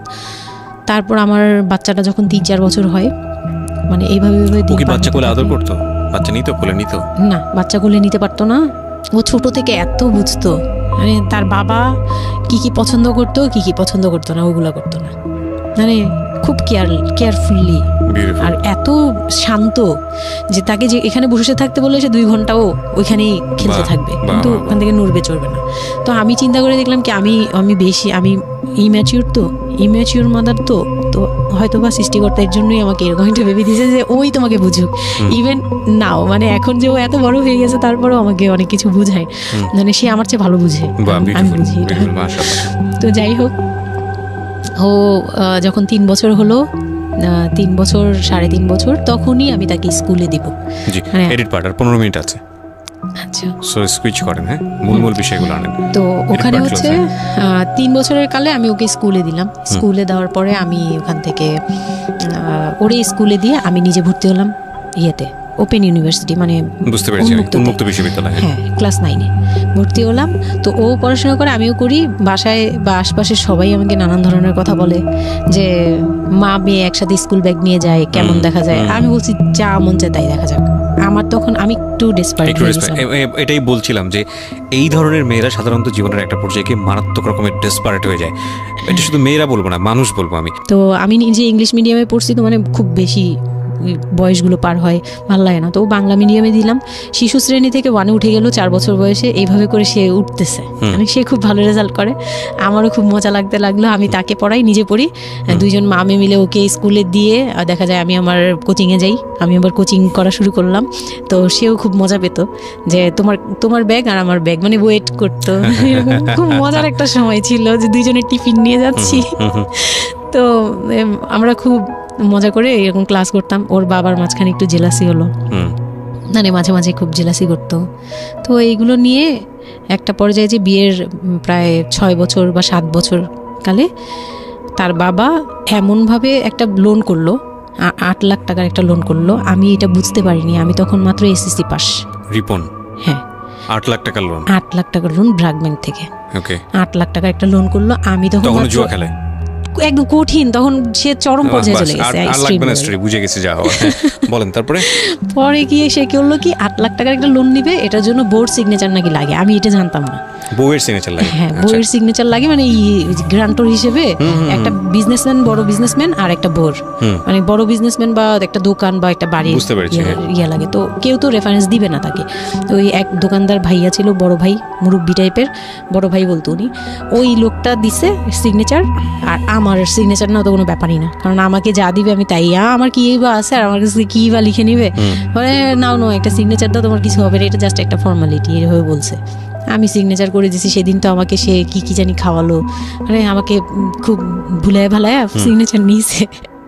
তারপরে থেকে শুরু হয়েছে আমার মানে লাইফের সব, মানে আমি কত বড় ভুলটা করছি। তারপর থেকে সে নাই একবারে নাই। মানে সে বাসা ভাড়া নিয়েছিলাম এর মাঝখানে, এটা বলতে ভুলে গেছি যে আমার দেবর ননদের বিয়ে হওয়ার পরে ওই বাড়িটাতে, মানে ননদের বিয়ের জন্য ওই বাড়িতে হচ্ছিল না। পরে আমরা বাসা শিফট করে, মানে ওই বাসা ভাড়া দিয়ে অন্য একটা বাসায় ভাড়া গেছি, ফ্ল্যাট নিয়ে ভাড়া যাওয়ার পরে ওই ননদের বিয়ে হওয়ার পরে তারপরে আবার যার মতো আলাদা আলাদা রুম নিয়ে থাকা, মানে বাসা নিয়ে থাকা। তো আমাকে যে ফ্ল্যাটটা নিয়ে দিয়েছিল, 1 রুমের ছোট্ট একটা ফ্ল্যাট, হ্যাঁ, ওই ফ্ল্যাটে ছিলাম। তো ওইখানে আমার এই যে সিগনেচারটা করায়, মানে ভাই বোন থেকে আলাদা হওয়ার পরে সে তার ভাই বোনকেও ভয় পেত এইসব ব্যাপারে। আচ্ছা, তো আমাকে তারা হাইড করছে যে সে জুয়া খেলে, যে এটা আমাকে বলেনি। তো আমি একদিন টের পাইছি কিভাবে, যে ঈদের দিন, মানে লাস্ট ঈদ, ওনার সাথে আমার লাস্ট, মানে লোডটা নেওয়ার আগ পর্যন্ত আপনি জানতেন না যে সে জুয়া খেলে? না, তখনও বুঝি নাই। তার আগে কিন্তু আমি এটা ধরছিও, কিন্তু ধরেও বুঝতে পারিনি। 8 লাখ টাকার যে ঘটনাটা, এটা থেকেই শুরু। মানে সে হচ্ছে এই 8 লাখ টাকার লোন নিয়ে চলে গেছে। 2 মাস 3 মাস একদম, মানে টোটালি নাম্বার বন্ধ, সব বন্ধ। তারপরে ওই পরের মাস থেকে তো লোনের যে একটা ইয়ে থাকে, ইন্টারেস্ট সহ, যে ওইগুলোর জন্য তারা বাসায় পর্যন্ত চলে আসছে। এসে আমাকে অপমান করতেছে যে আপনি সহজ জানেন, আপনি না জানলে এটা সম্ভবই না, আপনি জানেন, নয়তো আপনি সিগনেচার দিলেন কিভাবে, সিগনেচার কি না জেনে দিয়েছেন। তখন আমি কান্নাকাটি করে বলছি যে আমি আসলে এই বিষয়টা বুঝি নাই। তো ওনাদেরকে বলার পরে ওনারা বুঝছে যে আসলে ঘটনাটা এরকমই। তো প্রায় 6-7 মাস যাওয়ার পরে দেখি উনি আর আসেই না। তারপর আমি বাসা চেঞ্জ করে আমার বোনের সাথে বাসা নিলাম, রুম নিলাম। একটা রুম নিয়ে মেয়েকে নিয়ে খুব কষ্ট করে থাকি। আমি একটা জব নিলাম ভালো একটা কোম্পানিতে। তখন আমি এসএসসি পাস, তো এসএসসি পাশের সার্টিফিকেট নিয়ে একমাত্র মার্কেটিং সেলসে জব হয়, এছাড়া কিন্তু আর কোথাও ভালো জব হয় না। আমি খোঁজ খবর নিয়ে দেখলাম যে না, মার্কেটিং এর সেলসে যেহেতু জব আছে, তো ইউনিলিভারের খুব ভালো একটা পজিশনে জব নিলাম।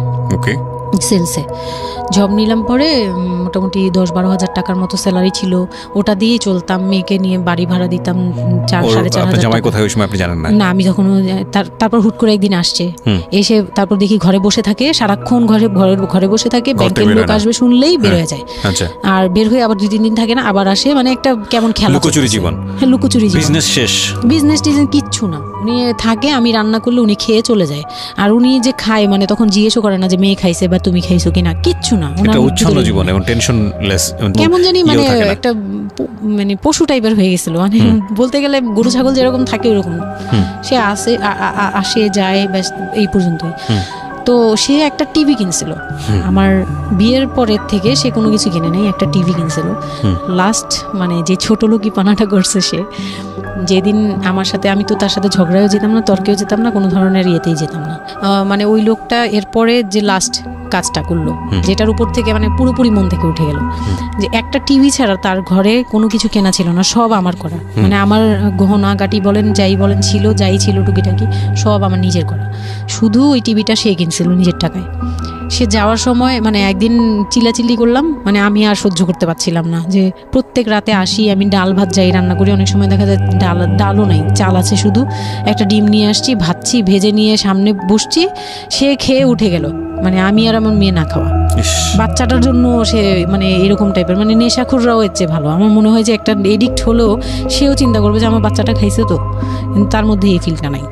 তো আমার একদম বিরক্ত হয়ে গেলাম এক পর্যায়ে। তারপর আমি বললাম যে আপনি আর কত এরকম করবেন, আপনি এরকম কেন শুরু করছেন, আপনি কি চান আসলে, আমাদের কাছে কি চান?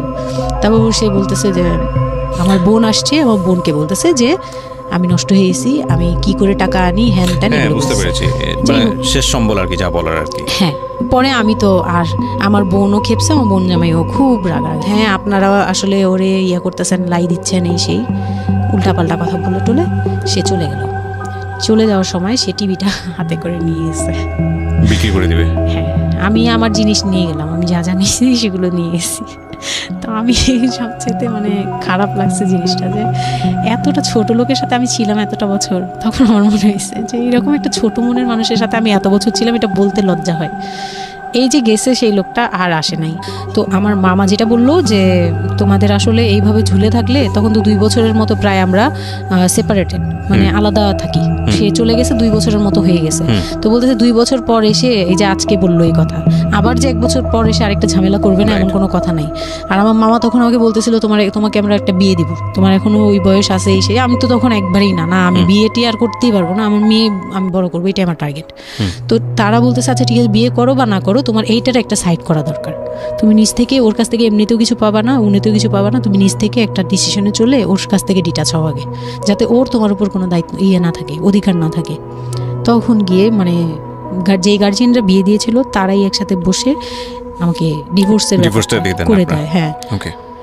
তো ডিভোর্স করার পর you feel bad for this, like আপনি ডিভোর্স দিয়ে দিচ্ছেন, ও মানুষটার প্রতি কোনো মায়া বা না, বিন্দু মাত্র না। আমার কেন জানি এটা ফিল হয়নি, আমি নিজেও জানি না। সবাই বলে ডিভোর্সের সময়টা নাকি খুব, কিন্তু আমার কাছে মনে হচ্ছিল যে না, এটা একটা ভালো সমাধান। আমার তখন মনে হয় যে আরো আগেই বের হয়ে আসা ছিল। ফাইন, এবার আমার কিছু কোয়েশ্চেন আছে, খুব শর্টকাটে আমি অনুষ্ঠানটা শেষ করবো। তারপরে রিয়েলাইজেশনের জায়গা থেকে আমার যারা লিসনার আছে তারা শুনলেই বুঝতে পারবেন যে আসলে স্টোরিটা কেন আমরা প্রচার করলাম। আপনি তো এখন কোনো না কোনো জব করছেন, আপনার সন্তানের খরচ ভরণ পোষণ আপনিই দেন, এবং আমি জানি যে আপনার একটা স্বপ্ন আছে নিশ্চয়ই, এবং আপনি কোনোভাবেই চাইবেন না যে আপনার মেয়ে, আপনি যে অবস্থাটা ফেস করছেন সেটা আপনার মেয়ে ফেস করুন। এবং আমার কেন জানি মনে হচ্ছে যে আপনাদের গল্পটা শুনে যে আপনার মেয়ে আপনার খুব ভালো একজন বন্ধু, সব কিছু মিলিয়ে। ওকে, সো এই একটা কথা, সৃষ্টিকর্তা কখনোই কোনো মানুষকে কমপ্লিটলি আনহ্যাপি করে না, কমপ্লিটলি হ্যাপি করে না। হ্যাঁ, আপনার এই কষ্টময় জীবনের মধ্যেও আপনাকে আল্লাহ একটা বেস্ট গিফট দিয়ে দিয়েছেন, সেটা হচ্ছে আপনার সন্তান। কিন্তু আমরা যদি একটু অন্যভাবে দেখি গল্পটাকে, যে ঘটনাটা ওর জীবনে ঘটে গেছে, প্রতিনিয়ত ঘটে গেছে, আপনি এই সমাজের জায়গা থেকে যদি আবার চিন্তা করেন ওর লাইফটা কিন্তু একটা স্পটলেস লাইফ না। ও যখন সেকেন্ড একটা সম্পর্কে যাবে, সেই সম্পর্কটা একটা স্বাভাবিক সম্পর্কের জায়গা থেকে ও চিন্তা করতে পারবে না। এবং ওকে যখন একটা মানুষ নিজের জীবনে নিতে যাবে সম্পর্কের বাইরে এসে, তখন একটা জিনিস চিন্তা করবে যে ওর একটা পাস্ট লাইফ আছে, ওর একটা মেয়ে আছে। মেয়ের বয়স কত বছর চলছে? 12 বছর চলছে। এবং ওর বয়স যেখানে আপনার কত? 21? আমার হচ্ছে 27। সো ওর প্রায় ওর বয়সের অর্ধেক বয়সের 2-3 বছর কম হবে। যাই হোক, তো এই যে ব্যাপারটা, এগুলো খুব ভালো চোখে দেখে না, দেখবে না, খুব স্বাভাবিক। হয়তো কোনো ব্যক্তি মানুষ দেখলেও দেখতে পারে, কিন্তু যখন পরিবারের জায়গা থেকে আসবে এই সম্বন্ধটা, তখন কোনোভাবেই পরিবারের অন্য লোকজন এটাকে কোয়েশ্চেনেবল, মানে কোয়েশ্চেনের জায়গা থেকে এটা ছাড় দেবে না।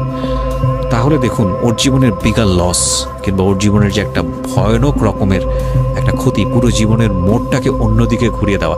যদি একটা নিউট্রাল জায়গা থেকে আমরা চিন্তা করি, একটা মেয়ে তার জীবনটা আসলে কেমন হওয়া উচিত ছিল, সেই জায়গাটা থেকে, তাহলে ওর জীবনটা কোথায় গিয়ে দাঁড়িয়েছে। এবং যদি এভাবেই জীবনটা চলে যায়, তাহলে ওর যে মেয়েটা বড় হচ্ছে, সে মেয়েটা বড় হয়ে একসময় নতুন একটা সংসারে চলে যাবে।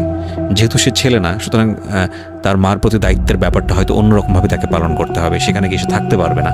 তাহলে এই মেয়েটা একসময় বড় হতে হতে হতে হতে হতে এমন একটা জীবনে আসবে যখন বার্ধক্য চলে আসবে, যখন আশেপাশে কেউ থাকার মতো থাকবে না, তখন এই মেয়েটার জীবনটা, মানে সারাটা জীবনের জন্যে তাকে একটা অদৃশ্য জেলে পুরে দেওয়া হয়েছে।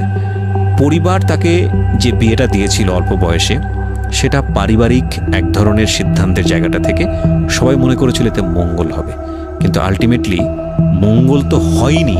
উল্টো যেটা হয়েছে, সেটা যদি জানতো আগে থেকে, তাহলে কেউ এই মঙ্গলটা করতে চাইতো না। কিন্তু এগুলো কিন্তু একেবারে আমাদের প্রত্যেকটা জায়গা থেকে আমরা কিন্তু সবাই বুঝি যে বয়সের ডিফারেন্স থাকলে কি হতে পারে। ভাই, এটা তো হিন্দি সিরিয়াল না। এখানে একটা অসম বয়সী একটা মেয়ে বা ছেলের বিয়ে হলো, তারপরে দেখা গেল যে স্বাভাবিকভাবে তাদের মধ্যে যেটা হওয়ার কথা সেটা হচ্ছে না, অন্য কিছু হচ্ছে। এই বিষয়গুলো তো আসলে এরকম না। জীবনটা তো আসলে এই ধরনের ড্রামা মেইনটেন করে না, এটা নাটকের চেয়ে অনেক বেশি নাটকীয়।